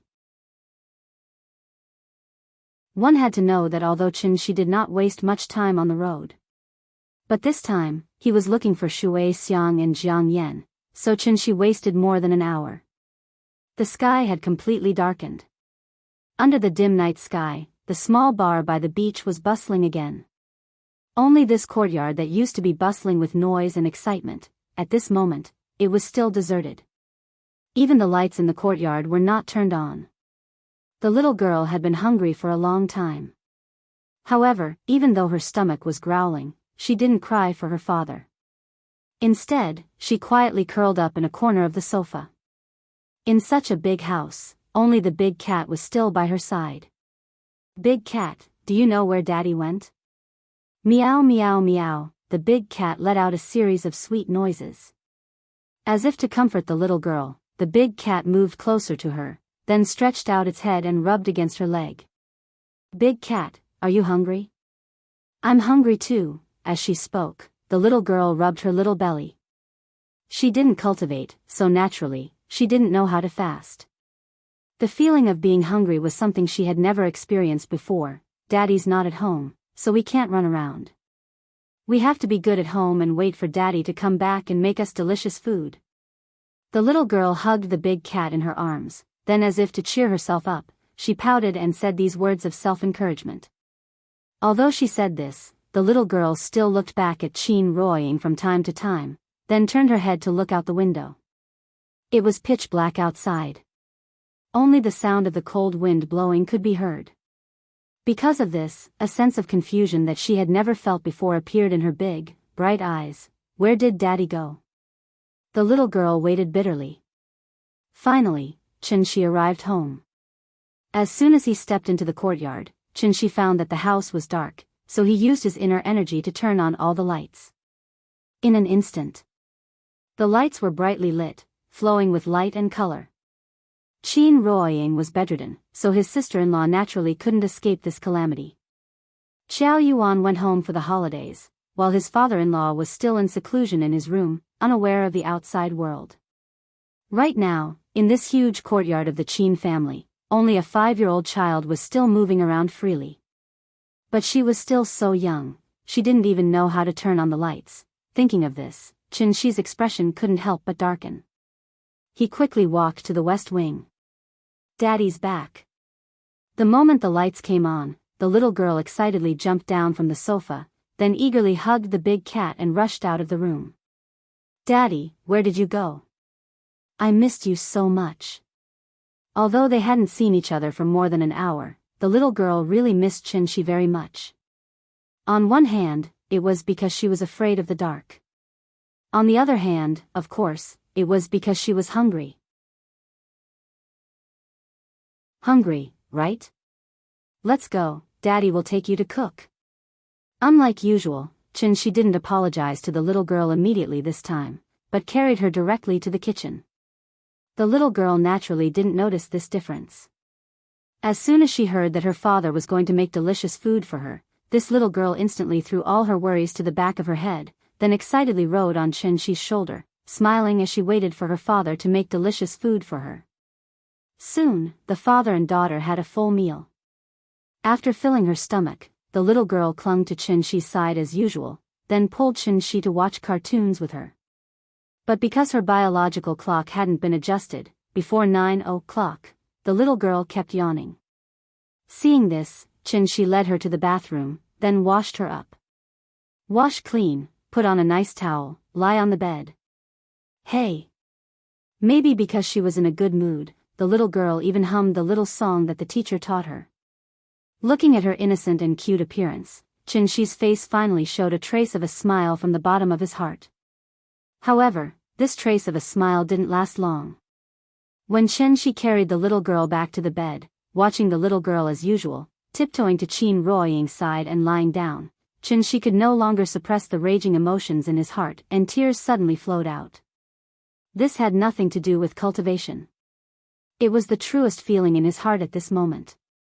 In order to prevent the little girl from seeing him, Qianxi used an illusion to cover his face. "Daddy, tell me a story. Just one. After hearing it, I'll go to sleep obediently." "Okay, since you're so obedient, Daddy will tell you too." "Muah. Daddy is so good." So, Qianxi hugged the little girl, and softly told her a simple and childish story one after another in her ear. It wasn't until the little guy fell asleep that Qianxi finally stopped.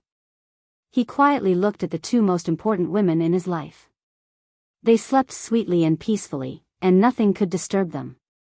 Just as Qianxi had once promised, even if the sky collapses, I'll hold it up for you. I'm Yingying's husband. And also Nianyin's father. For Yingying, he couldn't let Tiandu build a soul bridge.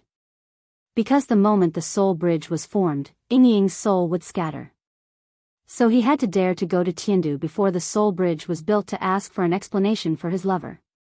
But if he went, he didn't know when he would come back. Because he wasn't completely sure.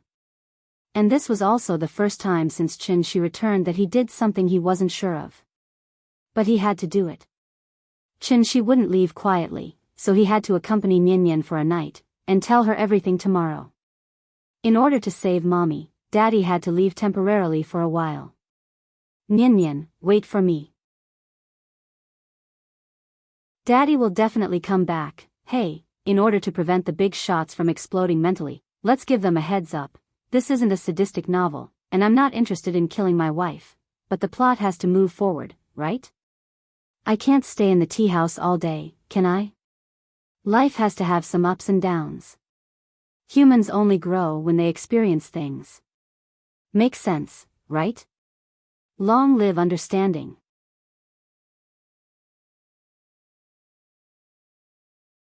Chapter 410. The next morning. When the little fellow slowly woke up from her sleep, the sun was already high in the sky. Because of the orientation of the room, the sunlight shone directly on her face through the window, immediately making her little face bright red. The little fellow rubbed her eyes and then sat up from the bed with great effort. After habitually calling out, Daddy, she then lowered her head to look at Qin Ruoying. Good morning, Mommy. The little fellow greeted her mother sweetly, but Qin Ruoying still did not respond. She just lay quietly on the bed like that. There was no breath, no heartbeat, and of course, no movement. If one looked at it from a secular perspective, this child actually slept with her mother's corpse every day. Thinking about it carefully, this scene was really strange, and even gave people a chilling feeling, fortunately. The little fellow did not think so. In her mind, her mother was just sick, a very, very sick person. Daddy was busy taking care of her mother, so sometimes he neglected her. The little fellow did not want to cause trouble for her father. Therefore, she called out to her father, but her father did not appear for a long time. The child imitated her father's usual behavior, gently pecked her mother's cheek, and then got up from the bed. Then, the little fellow ran into the bathroom, stepped on a small stool, and began to wash herself. Brushing her teeth was too troublesome, so the little fellow directly skipped this process. She took a towel and wiped her face carelessly, and the washing was done. At this time, Qin Yongyan, who had not shown up for a long time, followed Qianxi out of the main hall. Good morning, Grandpa. The moment she saw Qin Yongyan, the little fellow very intimately went to his side, and immediately made Qin Yongyan laugh loudly. The 3 generations of grandfather and grandson sat around the small table and had breakfast. During this time, everything was as warm and peaceful as usual. Qianxi cleared the table, and then called the little fellow to his side. Nianyin, Daddy wants to discuss something with you. What is it? The little fellow tilted her head, her big eyes filled with confusion. Mom's condition has worsened. Dad has to go abroad to get the best doctor for Mom.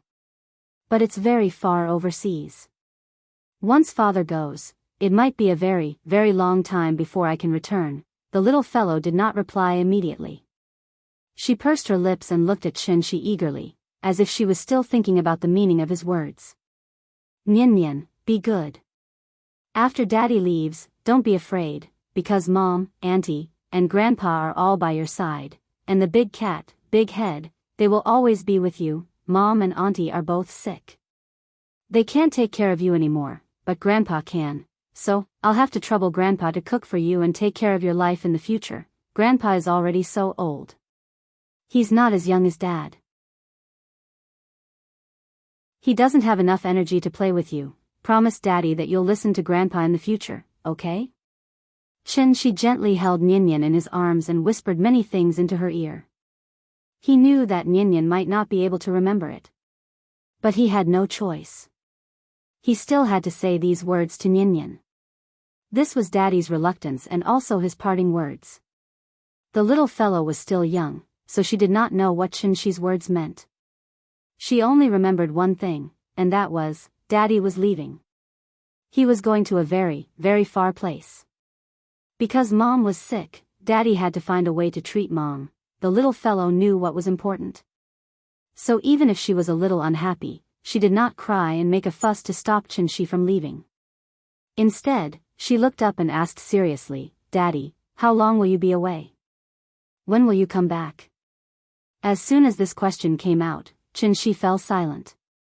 After a long silence, he reluctantly squeezed out a smile and said to the little fellow, It won't be long, you know, Daddy has been abroad before. Now that I have experience, I should be able to come back soon. The little fellow nodded as if she had understood something. Then, as if she suddenly thought of something, she hurriedly asked, Dad, what should I do if I miss you? Hearing this, Xianxia fell silent again. Because he really did not know how to answer. Should he continue to deceive her?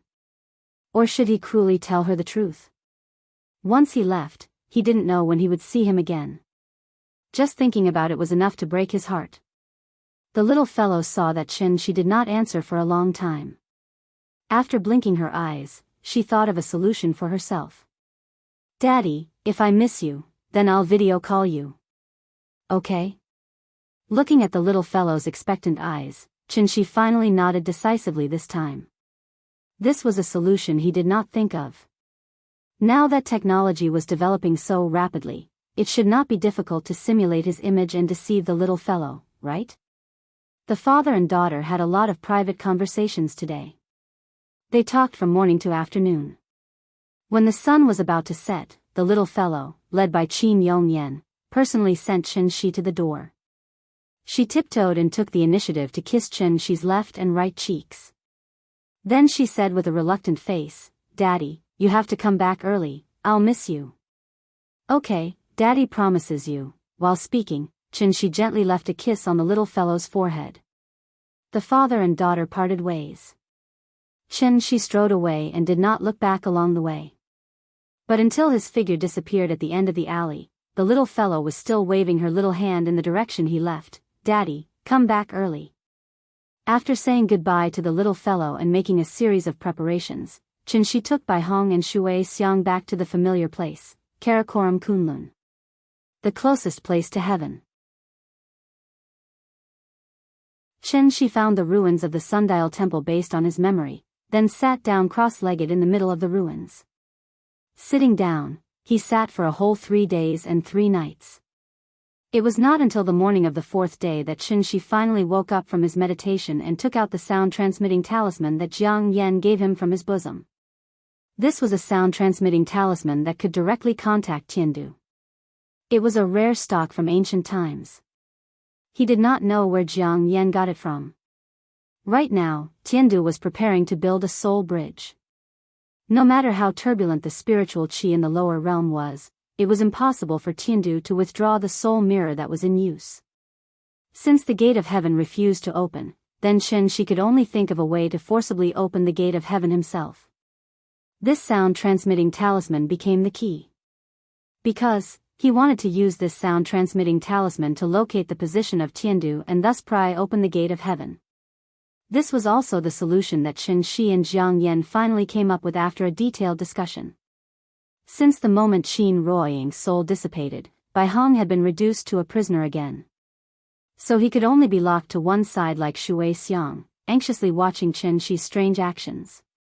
They saw, after Xianxia ignited the talisman, he leaped into the air. Then, under the dumbfounded expressions of the two people, Xianxia held the flowing cloud sword in his hand, mobilized all the vital essence in his body, and fiercely slashed at the sky. In an instant, the mountains shook, the wind and snow trembled. After 3 days of meditation, Xianxia gathered all the vital essence in his body to one point. The moment the sword was drawn, the whole world fell silent. Immediately after, the sword chi grew bigger and bigger. Every time it flew up a meter, the sword chi would violently expand at a speed visible to the naked eye. As the sword chi continued to expand, it finally showed a kind of earth-shattering momentum, rolling up all the fluttering snowflakes between heaven and earth, like a pillar that supported the heavens, crashing into the clouds. Only then did Bai Hong suddenly widen his eyes, finally understanding what Qianxi was doing. He was going to use his own strength.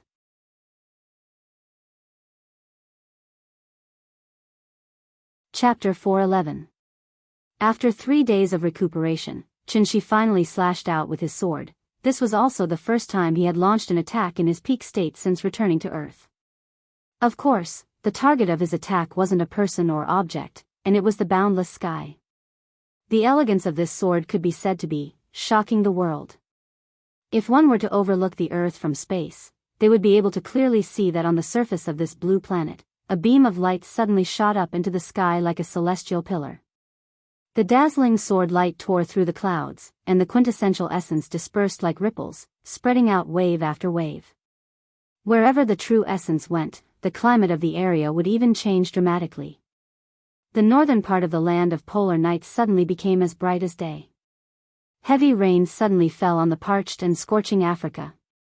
Even Hawaii, which was like spring all year round, welcomed a strange snowstorm at this moment. The clouds were like confetti in a bottle, shaking violently with the shaking of the bottle. As a result, abnormal weather conditions appeared in various areas. The torrential rain had yet to stop, but the sun had already risen in the blink of an eye. The atmosphere became unbearably turbulent, and the turbulence caused by the true essence almost affected all the flights around the world. In the blink of an eye, the emergency communications from the captains blew up the command towers of various airports. Feeling the violent shaking of the plane, the unlucky passengers felt as if doomsday was coming. Some of the pessimists even began to write their wills. At this moment, how insignificant were the weak mortals. Thank goodness. This sudden change in weather didn't last long, and everything soon returned to normal. After all, Qianxi was not a villain who had come to Earth to wreak havoc. He just wanted to force open the divine gate with his own strength. He was only one step away from the insightful emptiness realm. However, this one step of difference was like a heavenly moat in front of him. The peak of the divine transformation realm and the early Dongshu realm. It seemed like there was not much difference between them, but in reality, the difference was like heaven and earth. If one were to say that they were only comprehending the laws of heaven and earth before the divine transformation stage, only after reaching the insightful emptiness realm could one truly be considered to be using the laws of heaven and earth. The true essence of the word void was the first law that an immortal cultivator had to master. And it was precisely because of this difference that Qianxi could only watch helplessly in the lower realm. Even though he knew that the soul mirror was the source of all suffering, he couldn't go to heaven capital to find a solution. The gate of heaven did not open. Could it be that he wasn't going? Qianxi naturally could not accept such an outcome. If Qin Ruoying's soul really dissipated in front of his eyes, and he could only watch helplessly, it seemed that Qianxi would never forgive himself in this lifetime.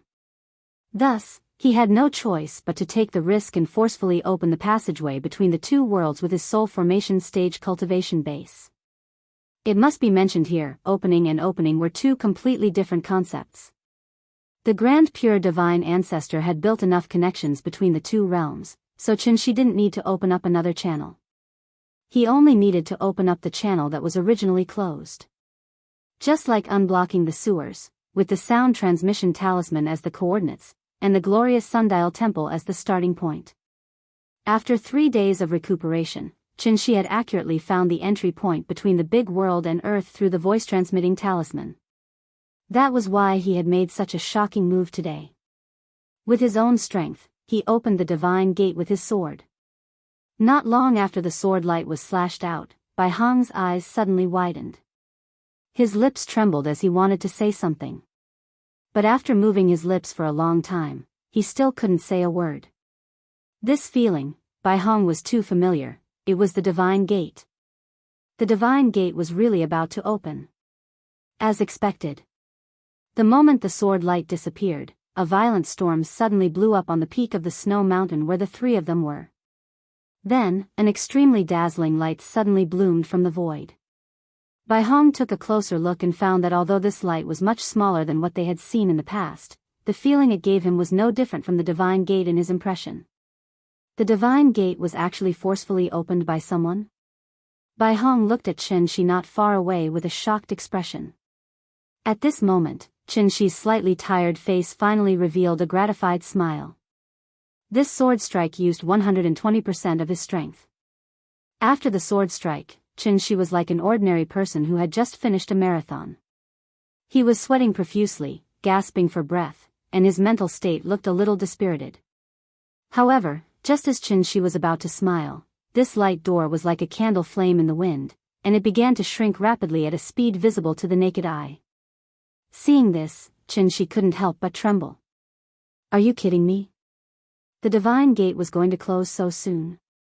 In a hurry, Xianxia didn't even have time to adjust his breathing. He grabbed Bai Hong and Wuxia Xianxia and rushed into the light door as fast as he could. The three of them successfully rushed into the light door. Then, this light door was like a broken light bulb. It suddenly burst out with an extremely dazzling light and then disappeared completely. Everything returned to silence.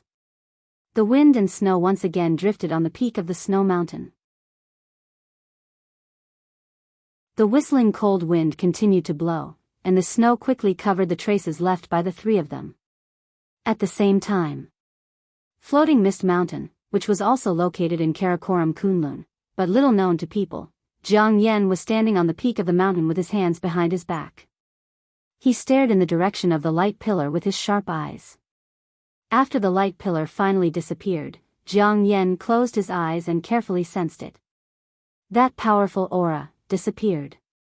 After confirming that there was no mistake, Jiang Yan's mouth suddenly curved into a faint smile.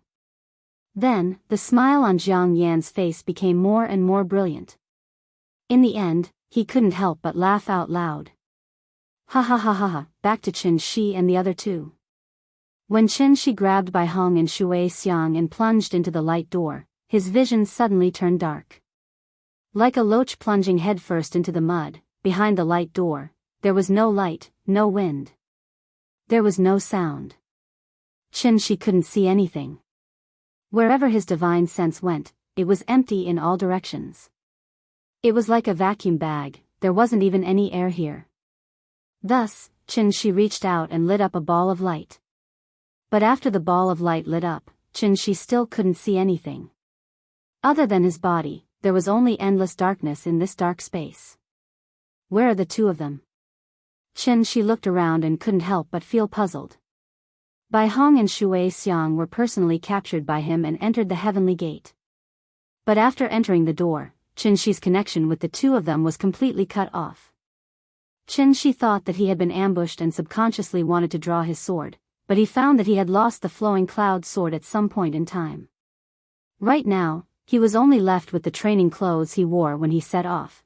Xianxia had no choice but to search aimlessly in this dark space. But after flying for a long time, he still hadn't reached the end. Along the way, there was nothing in the range of his divine sense. There was no other way. Xianxia could only try to fly down. But after flying for a long time, he couldn't find the ground. Xianxia thought that his sense of direction was wrong, so he flew horizontally again. This time, he still flew for a long time. Xianxia still didn't fly to the border. Where is Tiandu? Where did Bai Hong and Wuxia Xianxia go? What is this place? Xianxia was a little flustered. Everything in front of him was completely beyond his imagination. How to describe that feeling? He was now like a wisp of dust floating in the universe. But there were no planets in this universe, let alone anything that could be called an object. Apart from him, this universe was a complete vacuum, leaving behind only boundless darkness. He couldn't fly to the end. He couldn't see anything, there was no reference point, there was no gravity, no magnetic field, no radiation, and there was no spiritual energy of heaven and earth, F***CK?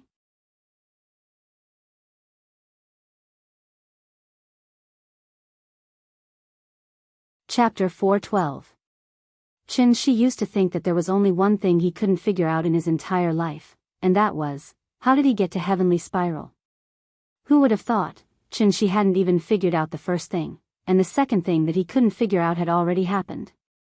This dark space was like a small black cell that imprisoned felons. At first, Qianxi tried to think of ways to escape. But as time passed, Qianxi realized that everything he did was useless. This place could be said to be, there was no road to heaven and no door to hell. Only boundless darkness enveloped him. Qianxi released tens of thousands of light balls. For every 100 kilometers he flew, he left a light ball in the darkness. He tried to use the light ball as a reference point to find the boundary of the dark space. But as time passed, Qianxi suddenly turned around and realized that even though the light balls he left behind had become a vast galaxy, he still couldn't fly to the boundary of the dark space. Perhaps this was the true meaning of boundless? After several fruitless attempts, Qianxi's true essence had already been consumed by about 70 to 80%. There was no heaven and earth spirit qi here. If this continued, Qianxi would be like a lamp that ran out of oil before they could find the exit. Qianxi had no choice but to give up struggling. Then, he silently sat cross-legged in the darkness. In order to conserve his inner core, Qianxi didn't even light up the light balls again. The remaining inner core flowed slowly in his body, and Qianxi's brain worked quickly. He started to pay attention to the passage of time: 1 second, 1 minute, 1 moment, 1 hour, 1 day, 1 week, 1 month, 1 year. Qianxi's mind was firm. The endless darkness didn't cause him to lose his mind. But as time passed, Qianxi's heart gradually became heavy. He closed his eyes, then opened them. 3 months had passed. This dark space was clearly endless, but Qianxi felt especially oppressed. It was as if he would be swallowed by the darkness at any time. He couldn't accept it. He couldn't accept it. He couldn't accept it. Once Tiandu built his soul bridge, Yingying's divine soul would vanish into thin air. By then, even if the Daoist golden immortal descended, he would be powerless. Qianxi couldn't accept being trapped here. Because, he still had a lot of things to do.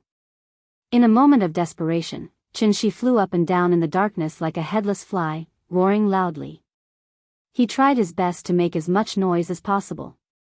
However, this dark space didn't even give him a trace of a reply. Very soon. A year passed. The long period of darkness and the mental pressure brought about by the rush to save Yingying's to begin with, Qianxi's to begin to collapse. He grabbed his own hair with a pained expression, and could only let out a series of howls that were close to wailing. Let me out. Let me out.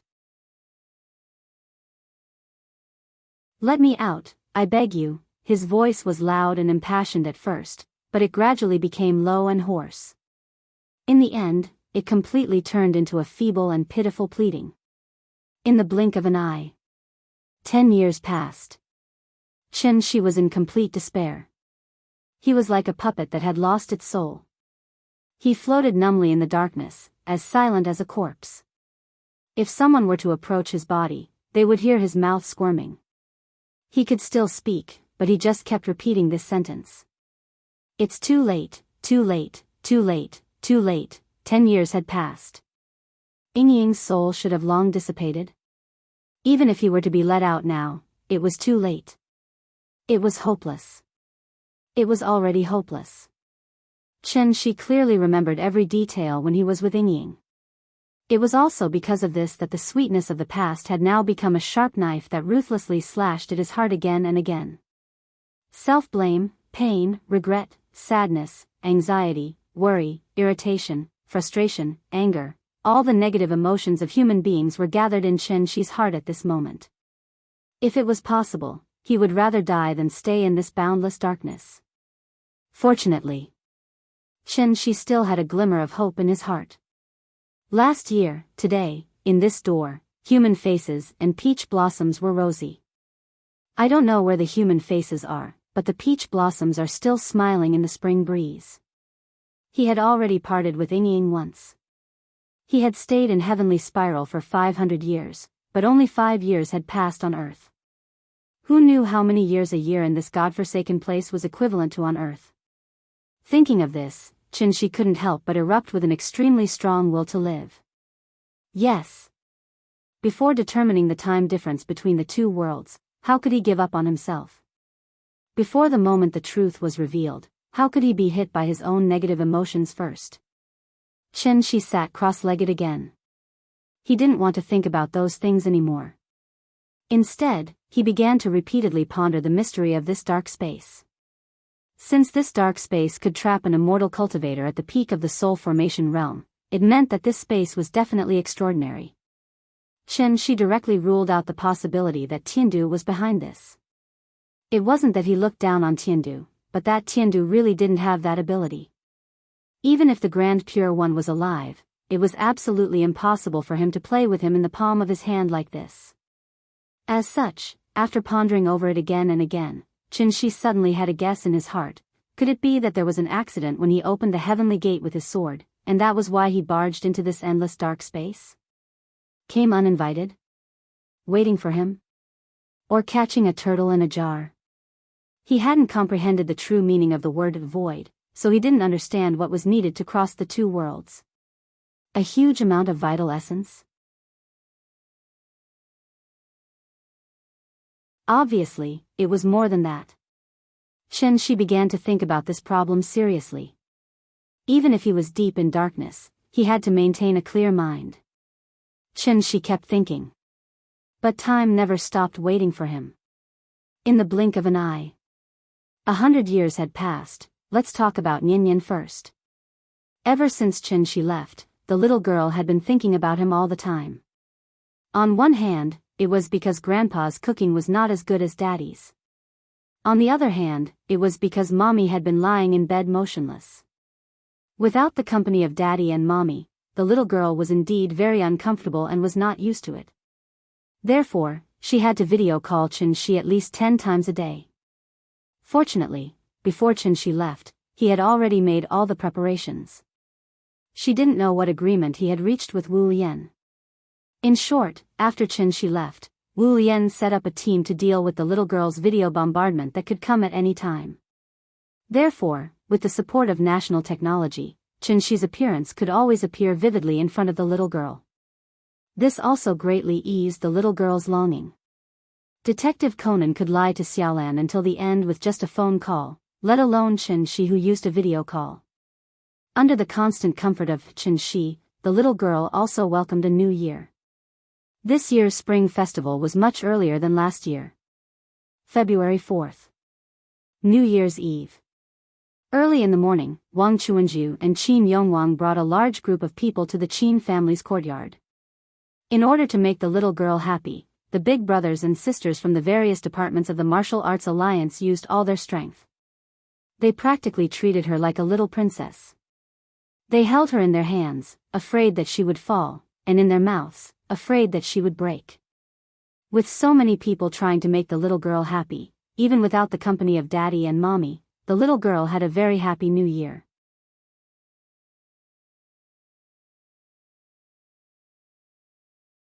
Chapter 413. Children don't remember things. Once there's something happy, they'll quickly throw their worries aside. Nian is naturally the same. It's just that her happiness is like the tide, always coming in waves. After the tide recedes, there will still be a large beach full of holes poked by stone crabs. It's impossible for the little fellow to stay excited forever. Therefore, every night when she goes to bed, it's the time of the day when she misses her father the most.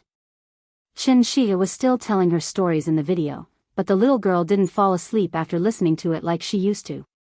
She always asks her father to finish one story after another, as if she has inexhaustible energy. Every time this happens, Qin Yongyan will silently wait at the side. It wasn't until Qianxi, on the other end of the video, repeatedly ordered the little guy to sleep that the little guy would pout and lie back on the bed. At this time, Qin Yongyan will turn off the light and quietly leave the west wing. Qin Yongyan once thought of bringing the little fellow to live with him in the main room, but the little fellow is unwilling no matter what. She wants to sleep with her mother.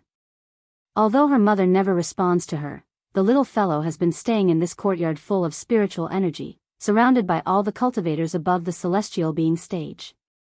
Under normal circumstances, the little fellow should have already become a child genius. But she didn't. Because Qianxi has already placed a seal on her, the little fellow's intelligence has always been at the level of a normal person. Qianxi only wants to give Niannian a normal childhood, he doesn't want her to become a weirdo among her peers.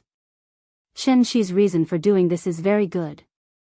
Just like what Jack Ma said, the biggest mistake in my life is to establish Alibaba. But before this sentence, there's actually another sentence. I regret that I'm always busy with work and have no time to accompany my family. If I can live again, I definitely won't be like this again. My wife said it well, you're not my person, you belong to Alibaba. The unscrupulous media took the words out of context, causing the meaning of this sentence to completely change. Cultivation is not a matter of time. For immortal cultivators with long lifespans, what did a few years count for? Niannian only had one childhood. Why couldn't she be allowed to play happily for a few years without any worries? Qianxi's idea was very good. Unfortunately, a thought was just a thought. When Qianxi embarked on a strange journey to save Yingying, the happy life of the family of three was completely shattered. Qianxi considered that he might not be able to stay by Niannian's side to protect her, so after hesitating for a while, he personally removed the first layer of the seal on Niannian's body. When she turned 12 and 18, the second and third layers of the seal would automatically be removed. If by that time, if Qianxi hadn't come back yet, Qin Yongyan would have told Niannian the truth. It was up to her to make her own choices in the future. Let's go back to that damned dark space. Since Qianxi broke the demonic barrier and kept his spiritual altar clear, time had become meaningless to him. There was no spiritual energy here, so breathing seemed to have become a kind of consumption. There wasn't much true qi left in Qianxi's body, so he could only gather the remaining true qi in order to keep his body alive. He hadn't moved for 100 years. There was nothing in the dark space, so naturally, there couldn't be dust. So even if 100 years had passed, Qianxi didn't seem to have changed at all. The only change was, maybe it was a slight change in his demeanor. Qianxi had long been used to everything around him. After experiencing the initial anger and despair, his state of mind had become calmer. Before he saw it with his own eyes, he would never think in a bad way. What Qianxi was going through now was actually very similar to what Robinson was going through, but much more miserable than Robinson. After all, even if Robinson was trapped on an isolated island and didn't have enough food to eat and clothes to cover his body, Robinson still picked up a volleyball to amuse himself. What about Qianxi? Without being able to replenish the spiritual energy of heaven and earth, he didn't even dare to move. Deduce a cultivation technique? Could a mere soul formation cultivator deduce and optimize the sky yen divine sex treasured scripture? Try to understand the true meaning of the word void? Without practice, all great ideas were just empty words. Bored, Qianxi could only recall the bits and pieces of the past. Just like watching a TV series, he watched the story about himself over and over again, and every time he watched it, he enjoyed it very much. Whenever he thought of how cute Niannian was when she acted coquettishly in front of him, Qianxi's lips would even curl up into a faint smile. To be honest, with Qianxi's current state, his thinking had definitely improved by more than one level. Perhaps, this was also a kind of training. Even if he was trapped, Qianxi had to be calm. In the blink of an eye, another 100 years had passed. After 200 years of darkness imprisonment, Qianxi's mind didn't collapse, but his body couldn't take it anymore. Because his true essence had long been exhausted. Without the support of true essence, there would be a day when the physical body would deteriorate. Once the physical body deteriorated, then Qianxi's soul wouldn't be far from dispersing. After all, this place didn't have a suitable physical body for him to possess. Thinking of this, Qianxi's withered face couldn't help but reveal a bitter smile. He persevered for a long time. He really tried his best. If possible, Qianxi hoped that time here would be much slower than the outside world. Because only then could he go to the bridge of helplessness and quietly wait for the arrival of his lover. Ying, I'm sorry. At this moment, Qinshi's heart was like dead ashes. He closed his eyes tightly, and the remaining tears flowed out uncontrollably. However, just as Qianxi was floating in the darkness waiting for death, a ray of light suddenly appeared in the darkness. It was really light. However, the light was very weak, and it seemed to be very far away from Qianxi. Qianxi didn't notice the appearance of this light. As his breath became weaker, the light became brighter and brighter. Finally, Qianxi noticed something strange.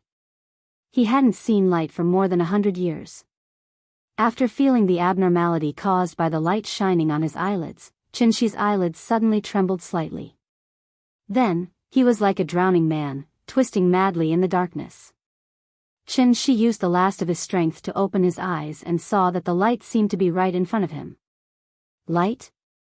I'm saved. I'm saved.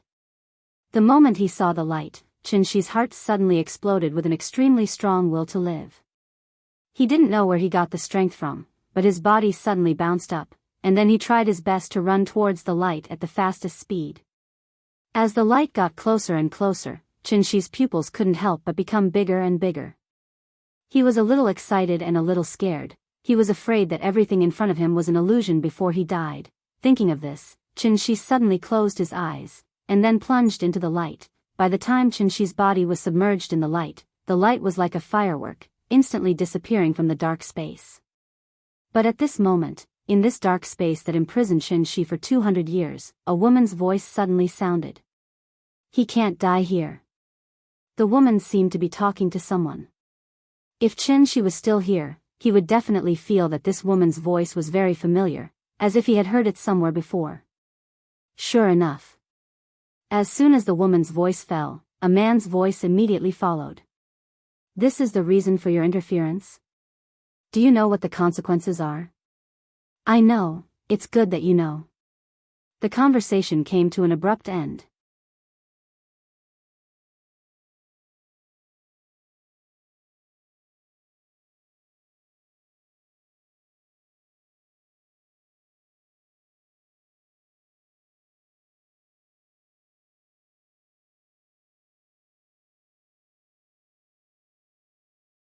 Chapter 4:15. 3 months passed by in a flash. In order not to be detected, Qianxi plundered large amounts of heaven and earth spirit qi from hundreds of floating islands during this period of time. After all, he was a soul formation cultivator. Now that he was determined to cultivate in seclusion, how could outsiders easily detect him? The only thing that could attract the attention of Tiandu was probably the rate at which the spirit qi on these floating islands was dissipating. Qianxi's heart was always on the soul mirror, so when he was not cultivating, he could not help but take time out to walk around a few times. As a result, he gradually gained a basic understanding of the great world. There were a total of 120,000 floating islands in the great world. If all the floating islands were piled together, the surface area was even larger than the moon, almost the size of Asia. The floating islands were not eternal. Once the heaven and earth spirit qi on the island was exhausted, the floating island would completely lose its vitality and float to the periphery of the floating islands. Qianxi had not figured out the source of the heaven and earth spirit qi for the time being. However, he was sure that the floating islands here were like batteries. After they were used up, they would not immediately become useless. Instead, they would float to the periphery and wait for the heaven and earth spirit qi to slowly recover. As for, what kind of method did the floating islands use to recover their spirit qi? Obviously, Qianxi still needed to observe for a while more. Every island had its own ecosystem. Apart from heaven and earth treasures and rare beasts, of course, there were also many descendants of ancient cultivators living here. Qianxi went to a few nearby floating islands, but found that these people were like the Jiang clan, who were holed up in Daoist Island. They had a clear concept of community, and it could be said that each island did not interfere with the other's business. You're on your island, I'm on mine. Everyone abided by their duties, and it seemed that they would never interact with each other. On this day, after Qianxi cultivated for 36 cycles as usual, he let out a deep breath of turbid qi. Although the great world had begun to decline, the density of heaven and earth spirit chi was still comparable to when the tides were surging in the lower realm. Therefore, his true yuan recovered very quickly. Now that he had mostly recovered, he estimated that he would be able to return to his peak state in a few days. And as his condition improved, the strange phenomena caused by Qin Shi's cultivation also became more and more powerful. Therefore, although the mountain peak he was on was covered by a concealing array, as long as someone stepped into the array, they would be able to see the spiritual energy of heaven and earth swarming towards them like clouds and mist. From afar, it was as if Qin Shi was sitting at the bottom of a huge funnel, and Bicker was constantly pouring spiritual energy into his body. While Qin Shi was busy sorting out the true essence in his body, a figure suddenly flew out from the floating island where Tiandu was and arrived above Qin Shi's floating island in the blink of an eye. Qin Shi only took a cursory glance and discovered that this person's true essence was thick and his aura was incomparably powerful. He was at least in existence on the same level as Bai Hong. Divine General? In fact, in the 3 months that Qin Shi had been here, she had discovered a strange thing. Apart from the floating island where Tiandu was, he didn't find any Divine General level cultivators on the other floating islands. This was obviously somewhat illogical, as the saying goes, only by knowing yourself and your enemy can you win 100 battles. Although Qin Shi's overall plan was disrupted by the sudden appearance of the dark space, he still learned the general structure of Tiandu from Bai Hong in advance. First of all, the celestial lords of 10 directions, led by Yuhuan Tianzuan and the others, were the core of the entire Tiandu. These 10 people were also the strongest in the big world. Qin Shi hadn't fought with a celestial lord yet, but from Bai Hong's description, Qin Shi could basically conclude that a celestial lord should be equivalent to a cultivator at the divinity transformation stage. As for whether a celestial lord or a divinity transformation cultivator was stronger or weaker, this question was obviously only known to Qin Shi after he personally fought with one. In addition to the celestial lords of 10 directions, Tiandu also had the divine generals of 5 directions, who were respectively in charge of the east, south, west, north, and center. There were a total of 36 people. 10 celestial lords and 36 divine generals of 5 directions. In addition, there were 72 Rakshasa lords whose strength was second only to the divine generals, as well as countless celestial lords.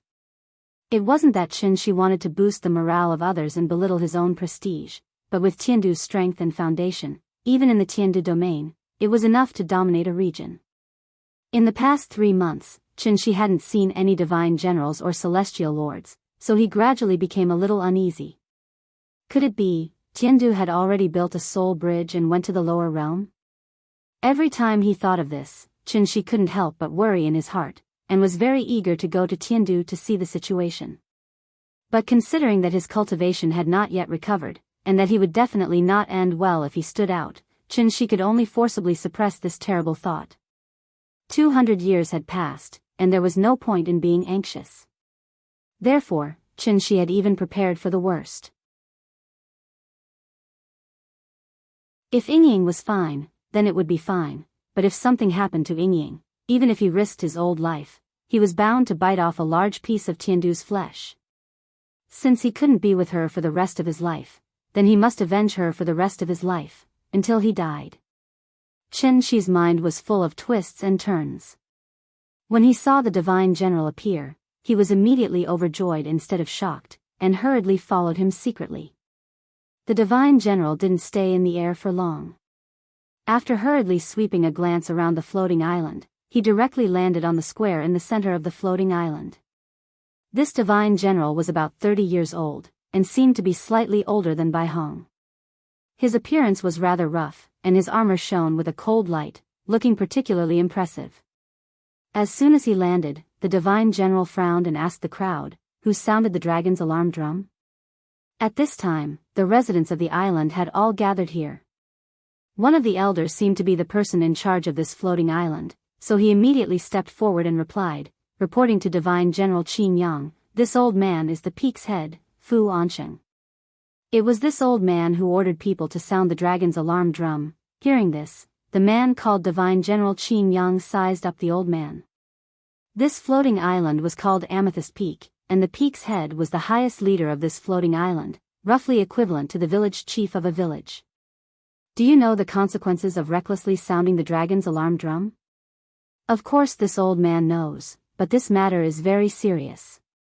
I hope Divine General Qin Yang can resolve this problem for my Amethyst Peak. What exactly is the matter? Divine General Qin Yang patiently asked a few questions before learning the whole story from the old man. It turned out that there was a problem with Amethyst Peak's Dragon's Vein.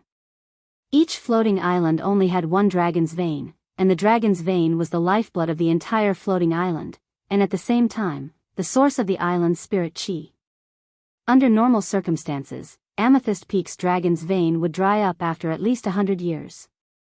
However, this Dragon's Vein had some kind of problem, and the spirit chi it produced every day was gradually decreasing. In the past few days, it was on the verge of death. At this rate, Amethyst Peak would probably be abandoned in a few months. Since the elder was a peak's head, how could he not panic? Bring me to take a look. After a simple negotiation, the elder led Divine General Qin Yang to the Dragon's Vein to check it out. It was obvious that the drying up of Amethyst Peak's Dragon's Vein had something to do with Qinshi. This floating island was the closest to Tiandu, and Qinshi had spent the most time on this floating island, so he had cut off almost half of the spirit chi produced by the Dragon's Vein. Who would have thought that this would alarm Divine General Tiandu? Now that Qinshi was done with his work, the Dragon's Vein naturally returned to normal.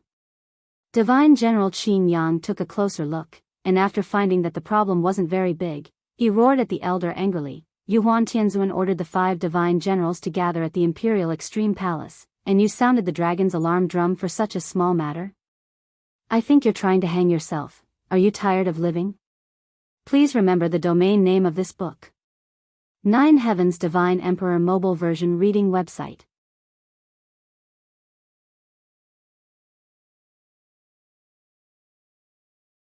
Chapter 4:16.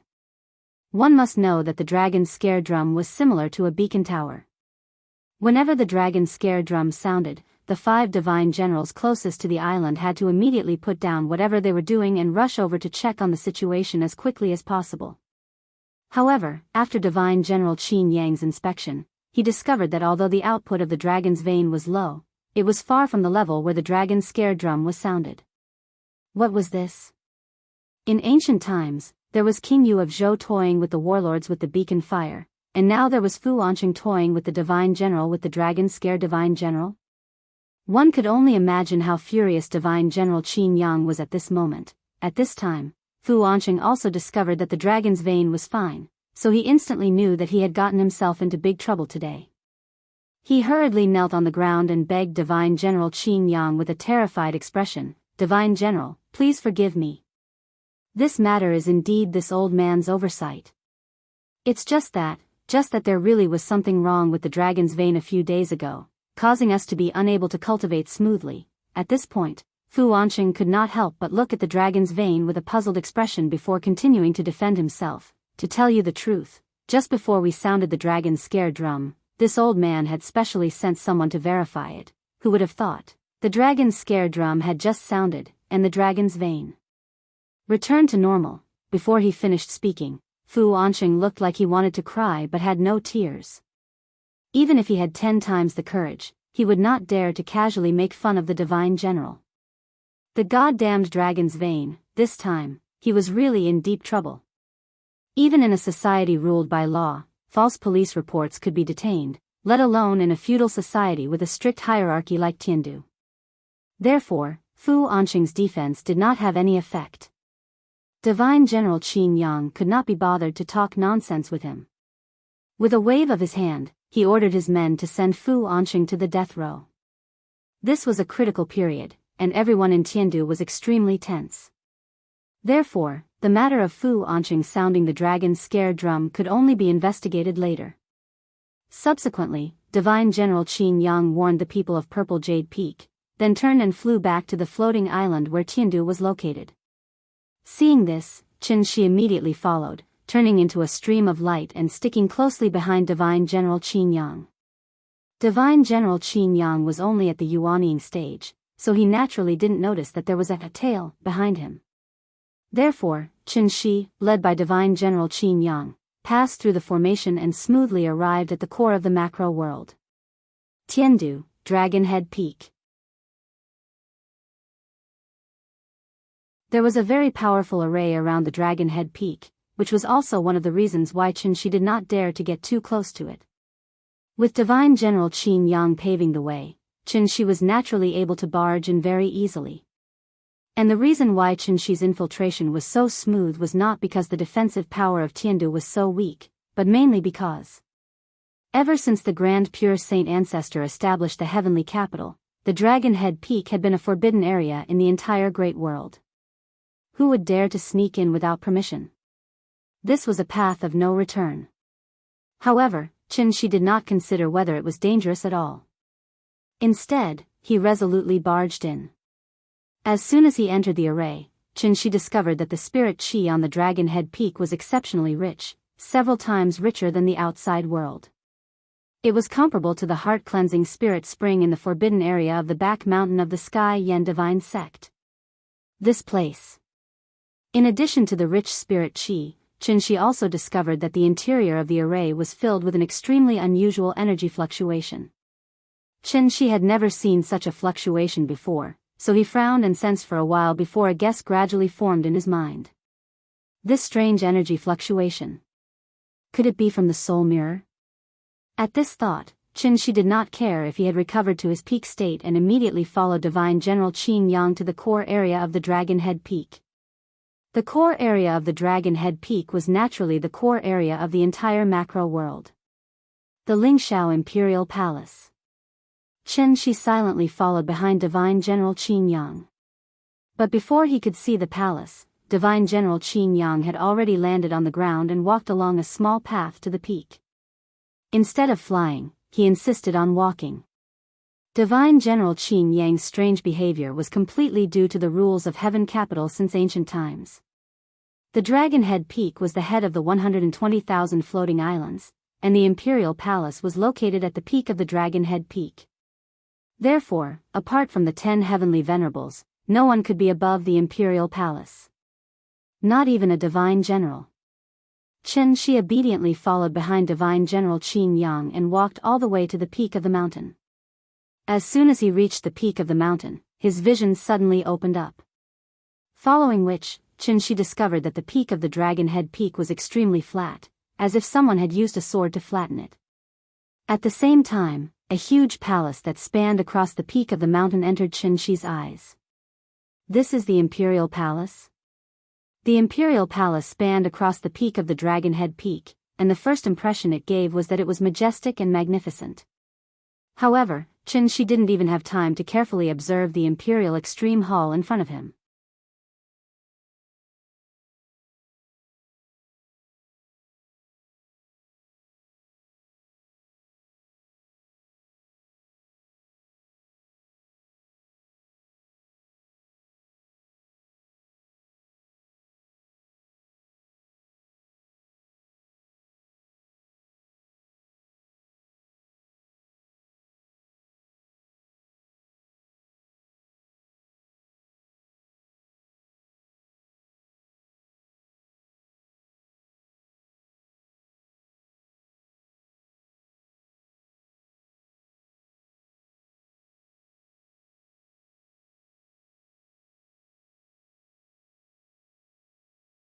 It seemed that, this heavenly venerable, who was usually high and mighty, was really going to fight to his heart's content with Qin Shi today.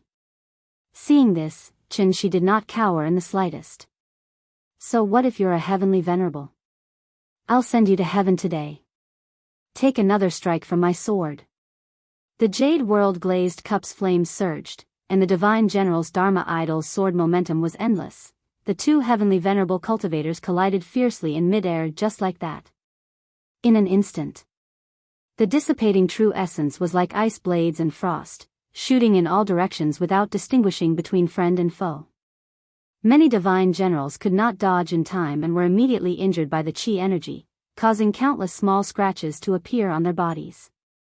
These scratches seemed weak and harmless, but in fact, they carried the true essence imprints of Qin Shi and Yuhuan Tianzuan.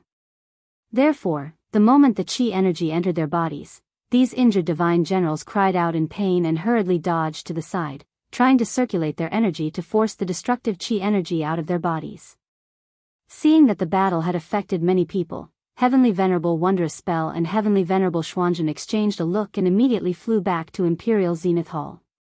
They took the initiative to close the protective array of Dragon Head Peak so that Qin Shi and Yuhuan Tianzuan could fight more freely. As long as Yuhuan Tianzuan did not take the initiative to ask for help in this battle, no one could interfere.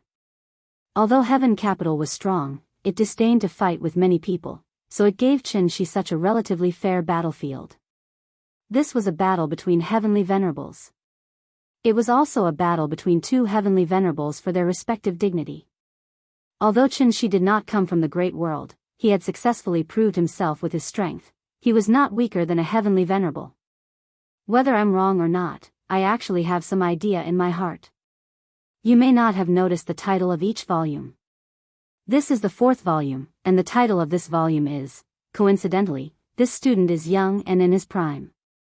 Hey, the climax scenes in the past were too short, so can you let me write a longer one this time? Maybe I didn't write well enough, so I felt very bored. Please forgive me, everyone.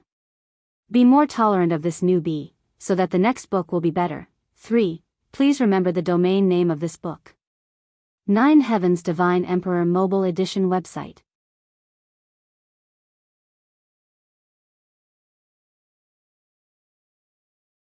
Chapter 420. Titles like Yuhuan Tianzuan and Divine Lord of Dawn were just nicknames. Since the strength of the 5 divine generals was equivalent to the Yuanying stage, then the 10 heavenly lords were equivalent to the soul formation stage. The difference between the soul formation stage and the Yuanying stage seemed to be only one stage. But this difference could be said to be the difference between heaven and earth, the difference between clouds and mud.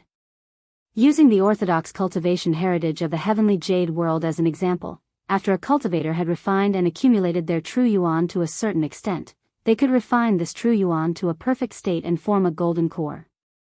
After forming a golden core, the golden core became the foundation of a cultivator's cultivation, and at the same time, it was a hotbed for yuanying. It was like a seed that was scattered in the soil. As long as it was carefully cared for, it would eventually blossom and bear fruit. The flower that blossomed from the golden core, this was the so-called yuanying. Yuanying was formed from the transformation of the golden core. During the entire transformation process, the cultivator's 3 spiritual and 7 physical souls would gradually transfer from the heart to the yuanying. As long as the yuanying was not extinguished, the soul would not dissipate. It was also because of this that even if a cultivator's physical body was destroyed during the yuanying stage, they could still use the yuanying to possess another body and obtain a new life. Qi refinement, foundation establishment, golden core, yuanying, soul formation, void. If the Qi refinement stage was the starting point for one to enter the immortal sect, then the foundation establishment and golden core stages were actually just a process of continuous consolidation. Cultivation was also mainly about refining the spiritual energy of heaven and earth and refining one's own true yuan. In fact, even though the golden core stage was called a heavenly man, they had not truly entered the next level of qualitative change. Only after a cultivator had formed yuanying and merged their soul with the yuanying would they truly begin to undergo a second qualitative change. Therefore, the entire process from Qi refinement to golden core was also called transforming essence into Qi. There were no shortcuts on the path of cultivation. It could be said that one had to take one step at a time. This aspect had not been mentioned before because those below the semi-god realm were nothing but ants. Divine generals seemed high and mighty, but in Qin Shi's eyes, there wasn't much difference between divine generals and celestials. After all, transforming energy into Qi was only the first stage. Only when a cultivator broke through to the yuanying stage and began to explore the threshold of the soul formation stage, would they officially step into the second stage, which was refining Qi into spirit.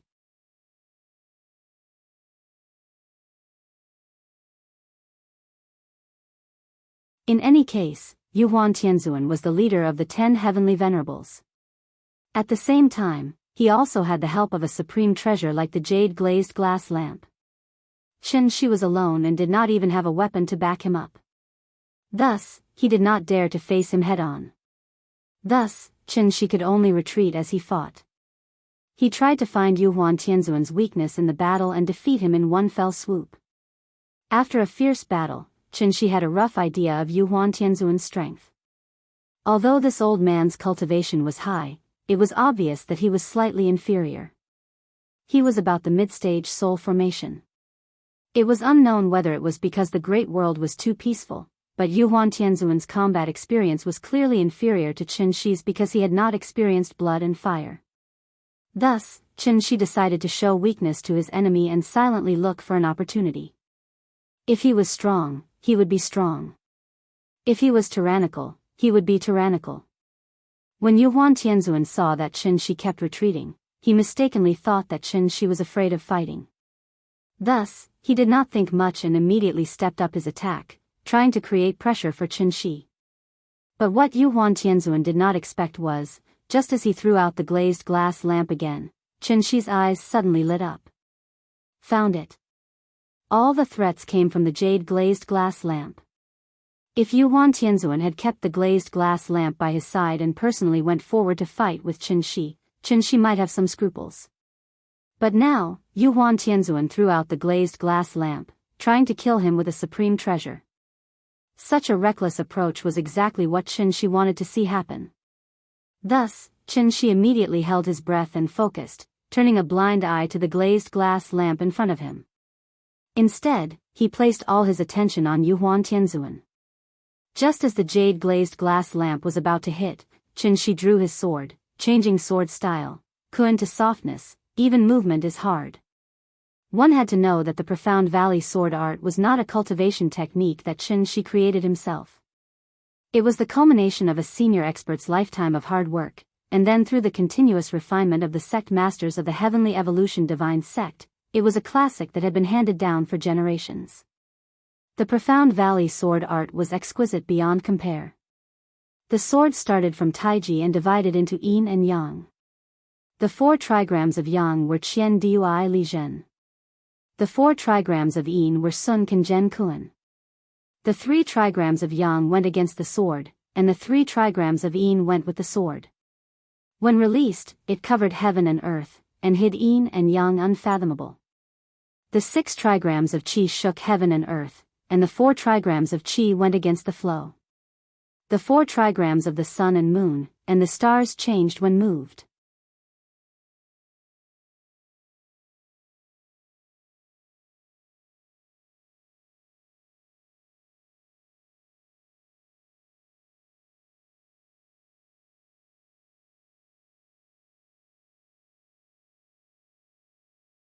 Moreover, after watching the battle just now, the two of them had developed a great interest in the Dark Valley sword technique that Qianxi used. Therefore, after looking at each other, they directly rushed toward Qianxi. Anyway, the 10 directions heavens had already lost all their face. What was the point of saying so much nonsense? As long as they captured this person, they could find a random reason to explain it to the onlookers.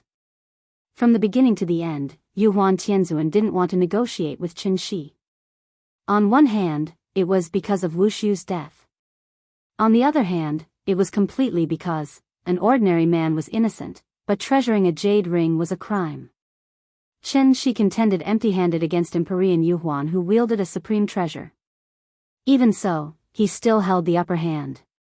Therefore, Yu Huan Tianzuan didn't need to think with his but to know. Qianxi's cultivation method was definitely stronger than the Great Clear Orthodoxy. How could he not be tempted? Everyone wanted to improve, and Yu Huan Tianzuan was no exception. Therefore, a scene that made everyone's jaws drop happened. 3 heavenly venerables actually attacked that unknown intruder at the same time? Was this a group attack because they couldn't win in a one-on-one fight? Qianxi's condition wasn't very good to begin with. In the battle just now, although he was lucky enough to win against Yu Huan Tianzuan, he had also used up most of his energy. Now that he saw the 3 heavenly venerables charging at him at the same time, Qianxi's first thought was to run. However, as soon as this thought appeared, it was immediately thrown out of his mind. He couldn't run. Yingying was still waiting for him to save her. The soul mirror was in the square outside the Imperial Hall, so, even if he died today, he had to smash that broken mirror first. Alright, the updates were not good enough. Even breathing was wrong, big bosses, I was wrong. You read a lot, so of course you know the traditional cultivation realms, but some readers don't know. As a salted fish, I really don't dare to promise how much I will update every day. I also don't want to lie to you and paint a big picture for you. In short, under the situation of maintaining daily updates, I'll update as much as I can. Look, I updated early today, so I can save 300 more words there at night.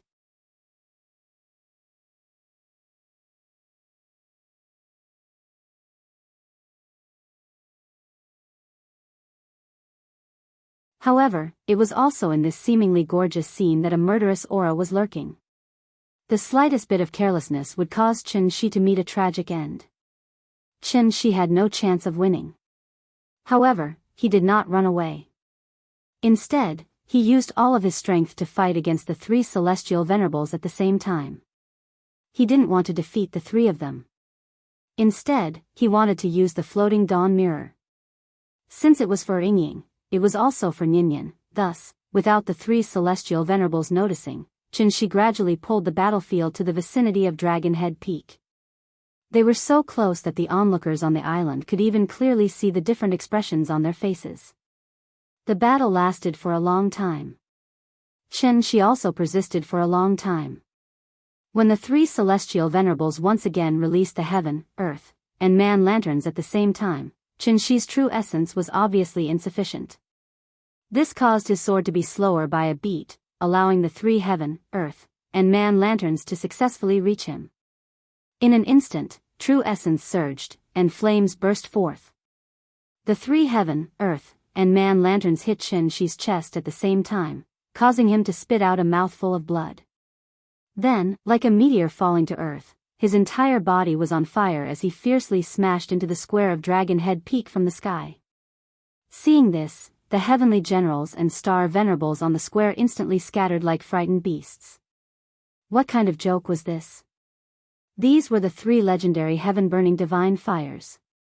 Just a little bit of it would probably cripple one's entire life. Thus, after Xianxia's entire body was on fire and he heavily smashed into the ground like a meteor, he was the only one left in this huge square in an instant. If not for the protection of the array on the ground, he would probably have smashed a meteor crater on the spot. This person has a shocking cultivation, but unfortunately, he fell here today. Although he's our enemy, this old man can't help but feel pity for him. What a pity, what a pity. After retrieving the 8 scenic palace lanterns, Heavenly Venerate Wondrous Spell turned to look at the flames below. Seeing Xianxia's aura gradually weakening, Heavenly Venerate Wondrous Spell couldn't help but sigh. Today, this person fought 1 against 3. Even if he unfortunately fell, it could be considered a glorious death. Whether friend or foe, just based on this strength alone, this person was enough to win the respect he deserved. While Heavenly Venerate Wondrous Spell felt sorry for Xianxia, Yuhuan Tianzuan didn't seem to feel the same way. Because he had fought Xianxia the most, Yuhuan Tianzuan didn't relax in the slightest even after Xianxia had been hit by the 3 lanterns. Instead, he felt that this matter was rather strange. It wasn't that he was very clear about Xianxia's strength. It was just a simple intuition.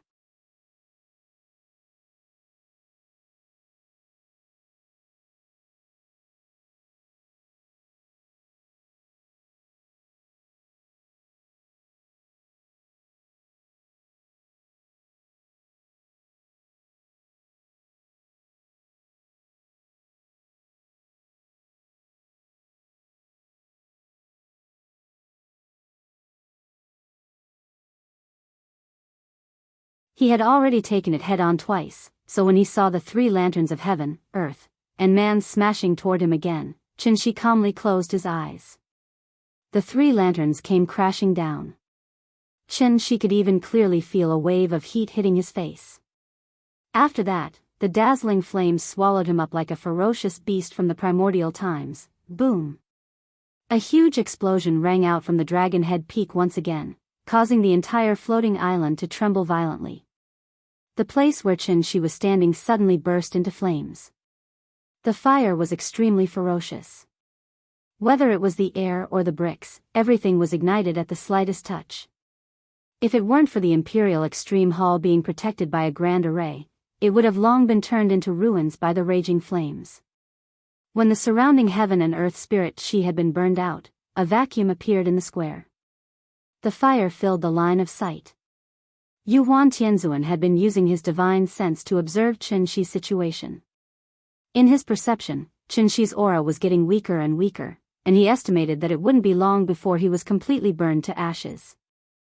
Thus, Yuan Tianzuan filled the square with soul-summoning banners, as if he had set up an inescapable net. As long as Qin Shi's primordial spirit left his body, the soul-summoning banners would directly detain him and leave him for Yuan Tianzuan to slowly torture in the future. Without his physical body, no matter how strong Qin Shi was, he was just a tiger without teeth and claws.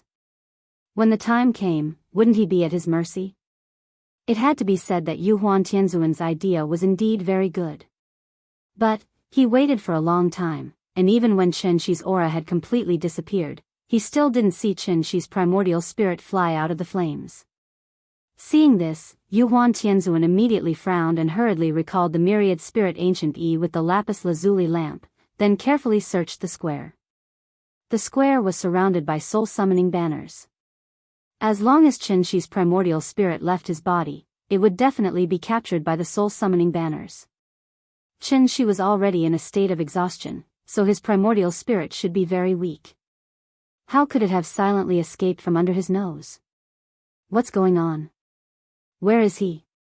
Where did his primordial spirit go? After being hit by Qin Shi's sword, the soul mirror fell to the ground like a broken mirror, motionless. And where Qin Shi had been? At this moment, there was nothing but a charred ground. The three celestial venerables carefully looked around. In the end, it was Celestial Venerable Wondrous Spells who broke the silence first. Could it be that his primordial spirit didn't leave his body? Instead, it turned into ashes along with his body? A trace of anger flashed across Yuan Tianzuan's face when he heard this. He couldn't help but flick his sleeves. Impossible. This person's cultivation is unparalleled. Does he not understand the principle of sacrificing the rook to save the king? His primordial spirit must be hidden somewhere here. Perhaps he used some secret technique to hide it from us. Generals, listen up. Today, even if we have to turn Dragon Head Peak upside down, we must find that bastard's primordial spirit. Yes, sir. Following Heavenly Venerate Yuhuan's command, the divine generals and star venerates who had been watching from the sidelines all rushed to the plaza and began a vigorous cleaning. He was certain that Qin Shi's primordial spirit was still in the array, so he was determined to find Qin Shi.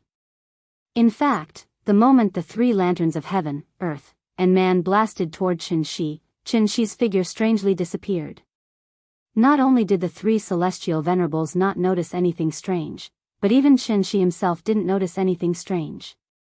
Qin Shi closed his eyes and waited for death. The pain he imagined did not come for a long time. When he opened his eyes again, there was only darkness in front of him. Yuan Tianzuan was gone. Dragon Head Peak was gone. Even the entire great world was gone.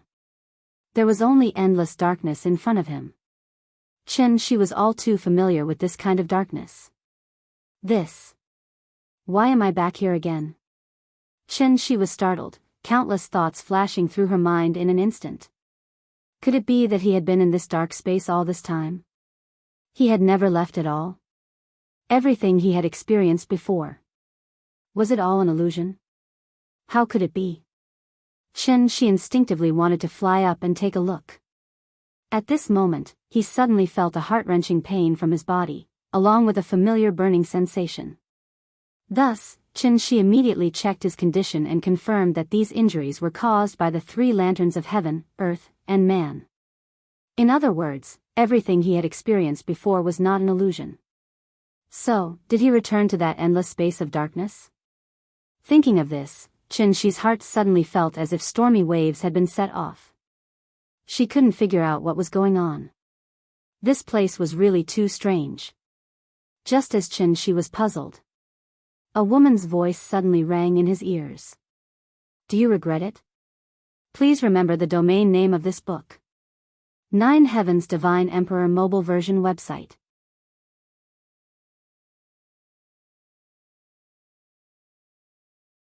Chapter 425.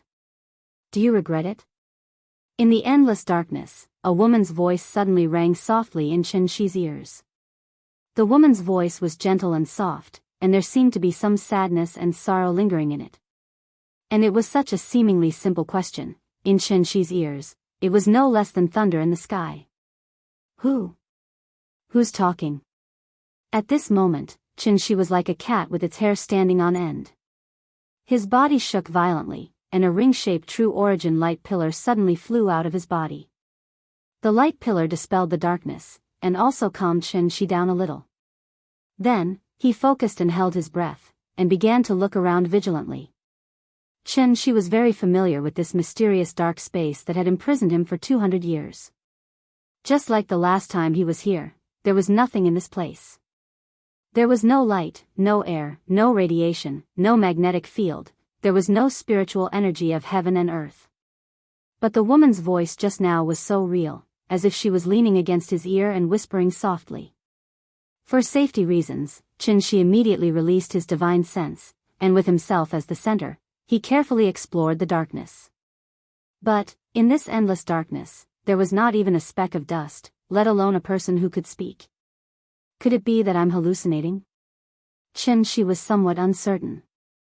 After all, he had experienced too many strange things, and his brain could no longer react. But just as he was feeling puzzled, the woman's voice rang again. Do you regret it? This time, Xianxi finally heard it clearly. He was not hallucinating, and there was really someone leaning against his ear and whispering softly. After confirming that he did not hear wrongly, Xianxi's heart suddenly trembled violently. Because, he had no idea where the voice came from. It felt as if a female ghost was leaning on his back, asking him if he had eaten dinner today, and he turned around to look for her, but he could not see the female ghost. How could Xianxi not be surprised? There was actually someone in this world who could approach him silently, and he could not sense the other party's presence at all? How was that possible? After all, no matter how severe his injuries were, he was still at the peak of the divine transformation stage. However, he was unable to detect this woman's aura at all. He couldn't even pinpoint the direction of her voice. Who is it? Are you talking to me? Can you show yourself? Xianxi asked her question towards the void. The woman did not answer him. After a while, the woman's voice sounded again. Do you regret it? It was still the same problem. This made Xianxi suddenly realize, the woman's tone was exactly the same as the previous 2 times. He felt that she was like a recorder that could only repeat the same sentence over and over again. Regret what? Do you regret it? I don't understand what you mean. Can you be more specific? Do you regret it? F***CK.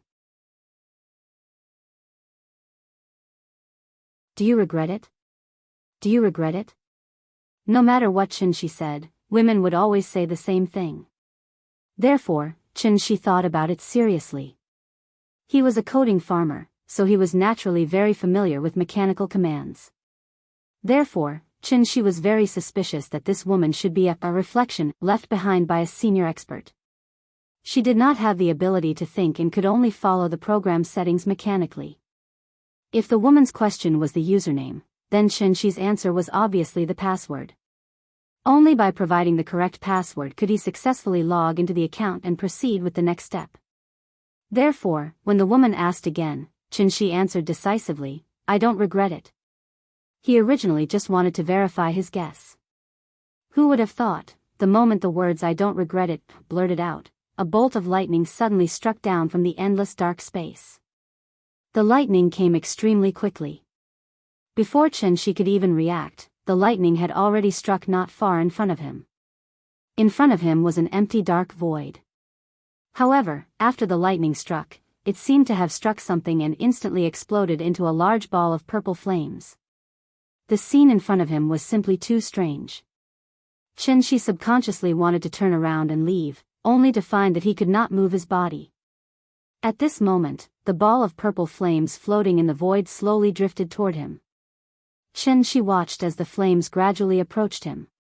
He tried his best to break free, but his body seemed to have been separated from his soul and did not listen to his commands at all. One had to know that he was at the peak of the soul formation stage. At this moment, he was like a puppet that was being manipulated by someone at will. Faced with such a strange situation, Qianxi suddenly had a human emotion that had not appeared in hundreds of years: confusion and helplessness. Confusion and uneasiness. Humans were always afraid of things that they did not know, and Qianxi was no exception. It was also at this moment that he finally realized how insignificant he was. So what if he was at the soul formation stage? The purple flames were getting closer and closer to Qianxi. It was only when they were about to touch him that the purple flames suddenly stopped. Then, under Qianxi's dumbfounded expression, a shackled arm covered in scars suddenly stretched out from the flames. First it was the left hand, then the right hand. Like Sadako crawling out of a TV, the person slowly crawled out of the flames along with the clanking sound of the shackles. Perhaps it was because of the spell, but Qianxi could not see the person's face at all, so he could only judge based on the slender figure and the high bulging chest. The person in front of him should be a woman. The way the woman appeared was very strange, but what really shocked Qianxi was the way the woman was dressed. He saw that her wrists, ankles, neck, waist, abdomen, ribs, and shoulder blades were all locked in shackles. 9 chains thicker than her arms were connected to the shackles, so every time the woman moved, the chains all over her body would jingle non-stop. Her clothes were ragged, and Qianxi could even see half of her chest. And the parts of her body that were not covered by clothes were full of terrifying scars. Qianxi was stunned. The woman's appearance was completely different from what he had imagined. He originally thought that the other party was some hidden expert, at least at the same level as the Taiqin divine ancestor, so she could easily bring him here from the Dragon Head Peak. Who would have thought that this woman was dressed like a prisoner? Qianxi stared at the woman in front of him in a daze, and only a blank was left in his mind. And at this moment, the woman who crawled out of the flames directly pressed her blurry face against Qianxi's face, and then asked again, "Are you willing?"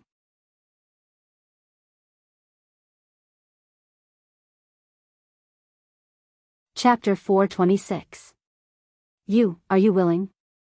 Even though the woman's face was only 2 or 3 centimeters away from Qianxi, he still couldn't see the woman's face clearly.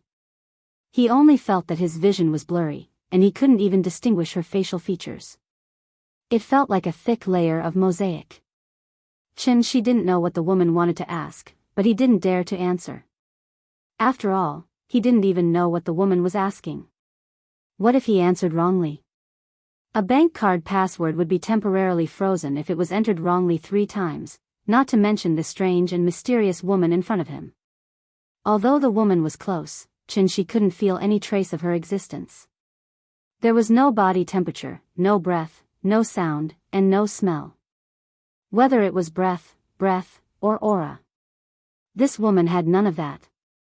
She was like a lifeless, still painting. As long as Qianxi closed his eyes, he wouldn't be able to sense the woman's existence. But as soon as he opened his eyes, the woman's blurry face would immediately appear in front of him. Are you willing? Just like before, the woman waited for about 2 minutes. After seeing that Qianxi didn't answer, she asked again. Her voice was still so gentle and soft. After Qianxi heard this, the pressure in his heart increased. Should he answer? Or should he not answer? Qianxi was tied to the ground by the woman. Other than his head, his body was completely out of his control. This stalemate obviously wasn't a good idea. So, after Qianxi thought about it again and again, he asked tentatively, "Dare I ask? What's your question?" "There's only one question, are you willing or not?" "How can I answer that?" Qianxi originally only wanted to test her, to see if the woman would still ask questions mechanically like before. But he didn't expect that after the woman listened. Her head suddenly moved slightly, as if she was looking at him up and down. Seeing this, Qianxi suddenly had a guess in his mind. This woman didn't seem to be a simple reflection. Sure enough. After the woman looked at him up and down, she asked the question. "Are you willing to sacrifice yourself for your lover?" I'm willing. As soon as the woman finished speaking, Xianxia gave the answer decisively. Wasn't this nonsense? If it wasn't for Yingying, how could he be easily defeated by 3 heavenly masters? Xianxia could be considered to have walked through the gates of hell. Although he couldn't figure out why he suddenly returned to the dark space, it didn't stop Xianxia from making bold guesses. This must have something to do with this mysterious woman. Since the woman had brought him back from the gates of hell, she probably wasn't just playing with him for fun. Therefore, after much consideration, Xianxia decided to answer the woman's question first. He also wanted to see what strange reaction the woman would have next. However, what Xianxia didn't expect. He gave the answer, but the woman did not respond at all, as if a computer had crashed. Xianxia was depressed. After 2 or 3 minutes, the woman she slowly raised her right hand and gently placed it on Xianxia's cheek. The arm that was shackled and covered in scars was so real. However, Xianxia didn't feel like he was being touched by a foreign object. This scene was very strange. It was like the sun shining on the arm, and then the shadow of the arm was reflected on Xianxia's face. Xianxia couldn't feel the woman touching him at all. However, his eyes could clearly see that the woman's palm was continuously caressing his face. What's going on? The woman's behavior made Xianxia very uncomfortable. However, there was nothing he could do. He could only watch as he was being molested. He was at the peak of the soul formation stage, but now he was reduced to such a state. It was really sad and lamentable. Since he couldn't resist, he could only endure silently. Xianxia closed his eyes with a numb expression, but his mind was working quickly. Everything in front of him was too strange. Even with his experience, he couldn't figure out what kind of existence this woman was. This scene was very similar to how he treated his sister-in-law in the past. Didn't Qin Shueqing, who was still an ordinary warrior, also let Xianxia do whatever he wanted? The peak strength did not understand the world of the soul formation stage. Just like the soul formation stage did not understand the world of the void realm. Even when facing his master, Xianxia didn't feel so lost. So it was obvious. This mysterious woman in front of him. She might not just be a void realm expert. Thinking of this, Xianxia couldn't help but open his eyes and keep looking at the woman in front of him. He was trying to find a secret from the woman. But at this moment, in the depths of the endless void, a bolt of lightning suddenly struck down. The moment the lightning flashed, not only was Xianxia shocked, but even the woman seemed to be shocked. The woman hurriedly turned her head to look, and the chains on her body suddenly made a ding-ding-dang-dang sound. Then, Xianxia's divine sense seemed to have been electrified, and he finally detected a trace of vital essence fluctuation in the depths of the void. This fluctuation was extremely violent, and it could be said to be, the sky fell and the earth cracked. It was earth-shattering. The first bolt of lightning had just disappeared, and it was followed by another bolt of lightning. One bolt after another, and it didn't stop at all. In just a few breaths, there were hundreds and thousands of bolts of lightning striking the depths of the void. The bright light of the lightning was particularly dazzling in the darkness. In each bolt of lightning, there seemed to be a huge wave of vital essence fluctuation. Xianxia had never seen such an exaggerated wave of vital essence fluctuation, and he only felt that he was so small in front of this wave of energy. It was as panicked as an ordinary person facing the brilliant power of heaven. There was a great terror in the depths of the void. It was like a puppy facing a tiger, or a grass snake facing a dragon. The strong pressure brought about by the difference in realm almost made Xianxia breathless. Pressure was a very mysterious thing. Here was an example. When Xianxia faced a group of martial artists on Earth who didn't know anything, as long as he deliberately showed a trace of hostility, the other party would be so scared that they would piss their pants, and probably not even be able to stand properly. This was pressure. This special phenomenon would only occur when there was an absolute difference in realm between two people. It came from the instinct of life, so even immortal cultivators were no exception. Even though Xianxia had stayed in the heavenly jade world for a whole 500 years, he had never seen such a strong pressure. This big shot who suddenly appeared in the depths of the void. Was he just at the insightful void realm? Even if someone said that he was a tribulation true immortal, Qianxi would still believe it. And while Qianxi was struggling to resist the strong pressure, the chains on the woman's body suddenly tightened, and an unknown force was trying to pull her back into the purple flame. The woman tried to struggle, but the 9 chains on her body seemed to be electrified. The more she struggled, the more pain the chains would bring her. Finally, the woman couldn't hold on any longer.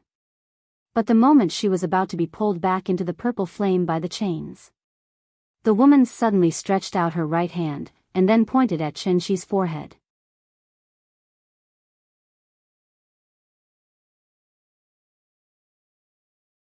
Chapter 427. In the depths of the void, dazzling lightning flashed one after another. Although there was no sound of thunder, every time the lightning flashed, it would set off a huge wave of vital essence. A strong pressure kept surging from the darkness. Qianxi was in the middle of this pressure. He only felt that he was now like a small sampan floating in the sea, and could be crushed into powder by the stormy waves at any time. Qianxi struggled against the invisible pressure from the depths of the void. The woman struggled against the 9 chains on her body. There seemed to be an unknown power in the purple flame, and it was this power that restrained the mysterious woman in front of him. The woman struggled frantically. But these 9 chains seemed to be wrapped around the capstan of an ancient city gate. Every time the capstan turned, the chains would tighten inch by inch toward the purple flame. Purple flame, azure lightning. The mysterious woman, 9 chains. Everything looked so strange. But the really strange thing was, no matter how shocking the scene in front of Qianxi was, he did not hear any strange sounds. Except for the occasional clanging of the chains, Qianxi could not hear any sound. The dark space was still so quiet. Even if the woman seemed to be howling at the sky, Qianxi did not hear any sound she made. It was as if he was deaf. Apart from that strong pressure, even his divine sense could not detect any unusual fluctuations. What was happening in front of him? It was completely beyond the scope of Qianxi's understanding. The lightning flashed faster and faster, and the purple flame grew stronger and stronger. The woman was gradually unable to hold on. But the moment she was about to be pulled back into the flame, the woman's right index finger suddenly pointed between Qianxi's eyebrows. At that moment, Qianxi suddenly felt a bone-piercing chill. It was as if his eyebrows had suddenly touched a piece of ice. It was so cold that he could not help but shiver. Then, Qianxi did not even have time to react. The past events of his life rushed to his mind like a tide and appeared in front of him one by one.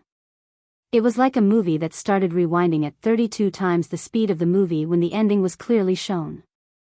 From Longzhou Peak to Daiyu Island, from Shangjing to Zhonghai, from Tianxian to Earth, Qianxi also reverted from soul formation to yuanying, then to golden core and foundation establishment, and finally back to being an ordinary person. The timeline was reversed, and the past was still vivid in his mind.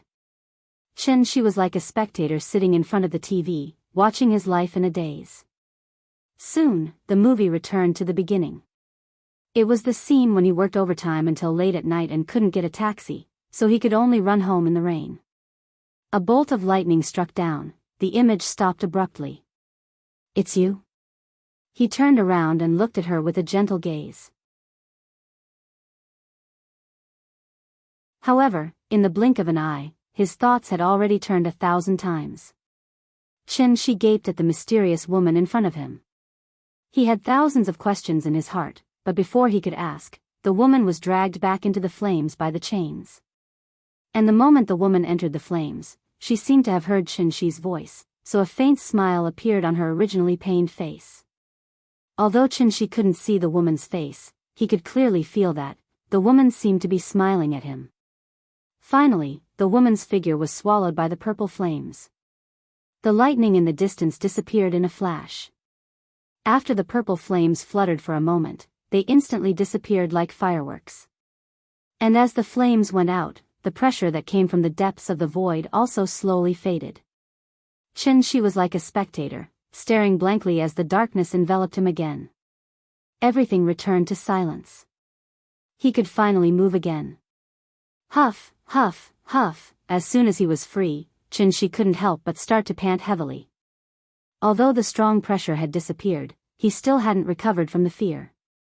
Qianxi forced himself to calm down a little, then sat cross-legged in the void. And at this moment, Qianxi suddenly realized that his injuries had healed, and the true origin in his body was abundant, almost at the peak. What was going on? Could it be that the woman cured him before she left? Thinking of this, Qianxi couldn't help but be shocked, and he suddenly had an illusion that he was trapped in a deadly illusion. Illusion attacks the heart, and attacking the heart was the most important thing. There was nothing in the dark space, so naturally there was no reference. After Qianxi's strength recovered, everything seemed to return to the moment when he opened the gate of heaven with his sword and fell into the dark space. So he couldn't help but wonder if he had fallen into some kind of illusion again. Everything that he had experienced before, was it all just an illusion? This guess was actually very reasonable. After all, illusion arrays were usually more terrifying than killing arrays. However, Qianxi immediately rejected this guess. Impossible. Absolutely impossible. The pressure was so real, and the woman's existence was so real. No illusion could be so realistic, so everything that he had experienced just now was definitely real. Qianxi had encountered the insightful void before, because his master was at the insightful void.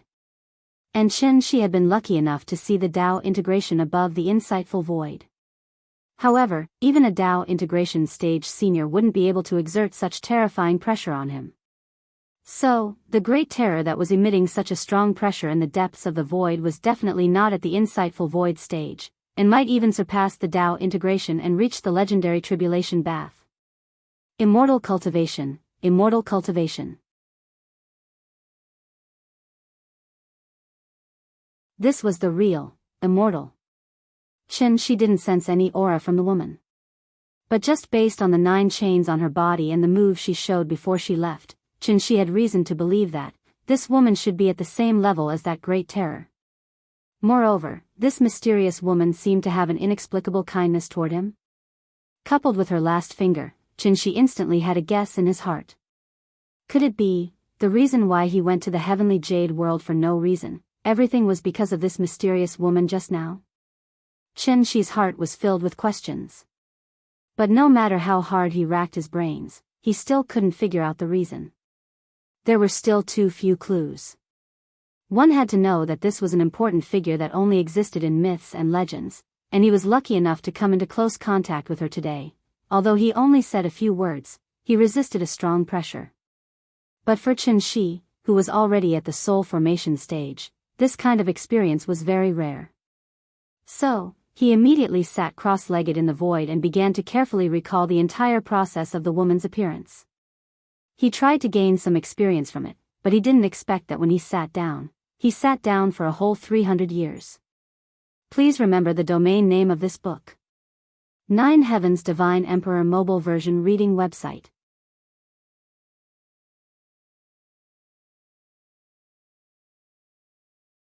Chapter 428. In the Dark Space. Qianxi used a strand of true essence to create a very crude timer, and then he completely went into seclusion. After his previous experience, he didn't dare to waste his true essence at all. Instead, he entered the state of tortoise rest from the beginning, and kept thinking about everything he just saw in his mind. The reason why the woman didn't have any aura on her was that she had an inexplicable kindness toward Qianxi from the beginning, so she deliberately restrained her aura. If the woman was a prisoner, then the great terror that appeared later was obviously the prison guard guarding the prisoner. These were 2 great figures who had the ability to reach the heavens and penetrate the earth. Qianxi couldn't figure it out, so he focused all his energy on himself. And what he just experienced also made Qianxi realize for the first time that soul formation was too weak. So weak that even if he came to heaven capital, he couldn't get the soul mirror and save Ying. He was so weak that he could only tremble and be at a loss under the terrifying pressure of others. Qianxi really didn't like this feeling. So he wanted to use this opportunity to get close to the 2 great figures to break through to the insightful emptiness realm in one go. Strength was always relative. In the heavenly jade world, he was the Dawn Divine Lord who oversaw a region. On earth, he was a god who was above ordinary people. But in heaven capital, he found that he couldn't deal with the siege of the 10 celestial venerables and 5 divine generals by himself. As for the great terror of the mysterious woman, she was a terrifying existence that Xianxia didn't even dare to think about before. The comfortable life made Xianxia gradually forget the first rule, which was natural selection, survival of the fittest. Xianxia had a monthly salary of more than 10,000, and his life in a small county was too comfortable. But for big cities like Shangjing and Zhonghai, what was more than 10,000 a month? To put it bluntly, in fact, he had lowered his own level, which was why he was able to live a carefree life. You have your pursuits, and I have my choices. So Xianxia's previous idea wasn't wrong. His mistake was, the development and progress of society would not stop because of a single person. Following the birth of a child, the price of housing skyrocketed. Even if they were hiding in a small county town with a monthly income of more than 10,000, they began to struggle to make ends meet. When Xianxia could no longer protect his family with his current strength, that would be when he made a grave mistake. Xianxia realized his mistake, which was why he was so eager to break through to the insightful emptiness realm. It was the same as when he was eager to break through to the divine transformation realm and step on the path home. Fortunately, as long as a man was willing to work hard, it was never too late. Ren Zhengfei founded Huawei at the age of 43.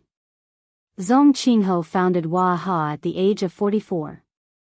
Then there was Colonel Sanders of the United States, who didn't even start KFC until he was 66. I was once dressed in fine clothes and riding a horse, young and frivolous. Now, he's working diligently, and a great talent is a late success. While Xianxia was trying his best to comprehend the true meaning of the word void in the dark space, the little fellow was also gradually adapting to her new life, without the company of her parents. As usual, the little fellow made many video calls to Xianxia every day. For this reason, Wu Lian even specially invited a child psychologist from the capital university to deal with the little fellow's overflowing yearning at any time. The little fellow was like Truman in the movie The Truman Show, living in a fairy tale world that Wu Lian carefully created for her. She gradually got used to video calls with her father, and also gradually got used to her mother's deep sleep. But unfortunately, communication through video calls couldn't compare to the company of real people after all.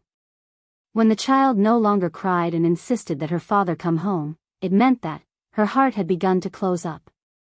As soon as the video call ended, the smile on the little fellow's face would visibly diminish. She no longer liked new toys, and she no longer clamored to play in the ice rink. If the two brothers didn't come to the courtyard to play with her every day, rain or shine, her entire childhood would probably be much dimmer. Toys, cartoons, Big Cat, and the two brothers had already formed the entire content of the little fellow's life. Grandpa was very good to her. Although Grandpa was often in a daze alone and accidentally neglected her existence, the little fellow could still feel Grandpa's deep care for her in her heart. But this care, it was more like the feeling that Aunt Zhang once gave her, rather than the feeling that her parents once gave her. Only when one once had something would one know what it meant to lose it. She began to like holding her phone in a daze in the room alone.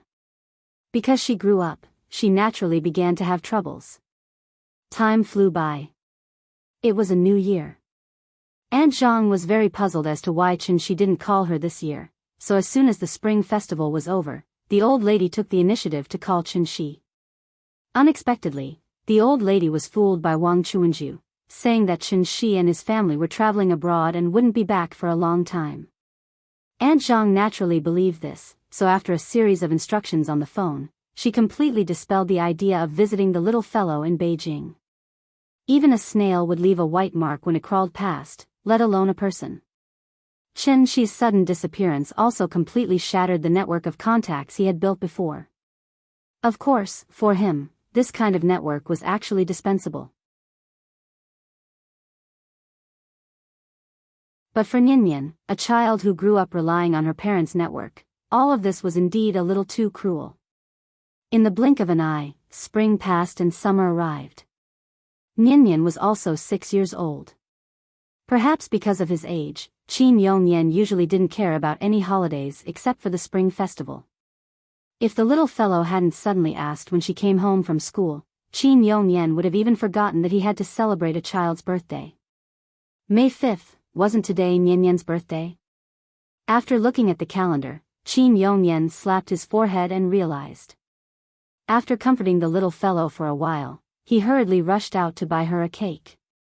To be honest, although Qin Yongyan had a scholarly, easygoing, and otherworldly temperament, he was actually a straight man of steel. A straight man, usually, he only knew how to practice martial arts. But now, he suddenly wanted him to make the child happy. Wasn't this making things difficult for him? If the little girl in the cake shop didn't kindly remind him, Qin Yongyan wouldn't even know to prepare 6 candles for Nianyan. Fortunately, Nianyan's temperament had changed. If it was when Xianxia was still alive, this little thing would immediately cry out of grievance. Nianyan didn't cry. After seeing her grandfather lighting the candles in a hurry, she followed what her mother taught her before, closed her eyes and seriously made a wish. Her wish was very simple, that was, she hoped that her father could come back soon. Therefore, after simply eating a few mouthfuls of cake, the little fellow let Qin Yongyan accompany her to sing, "Insects Fly," just like how she used to celebrate her birthday. The dark sky was low, followed by the bright stars. Insects fly, who are you thinking of? The stars in the sky shed tears, the roses on the ground withered. The cold wind blows, as long as you accompany me. You're tuning into the Carefree Valley YouTube channel. Don't forget to subscribe and join us on this journey to catch the most captivating stories.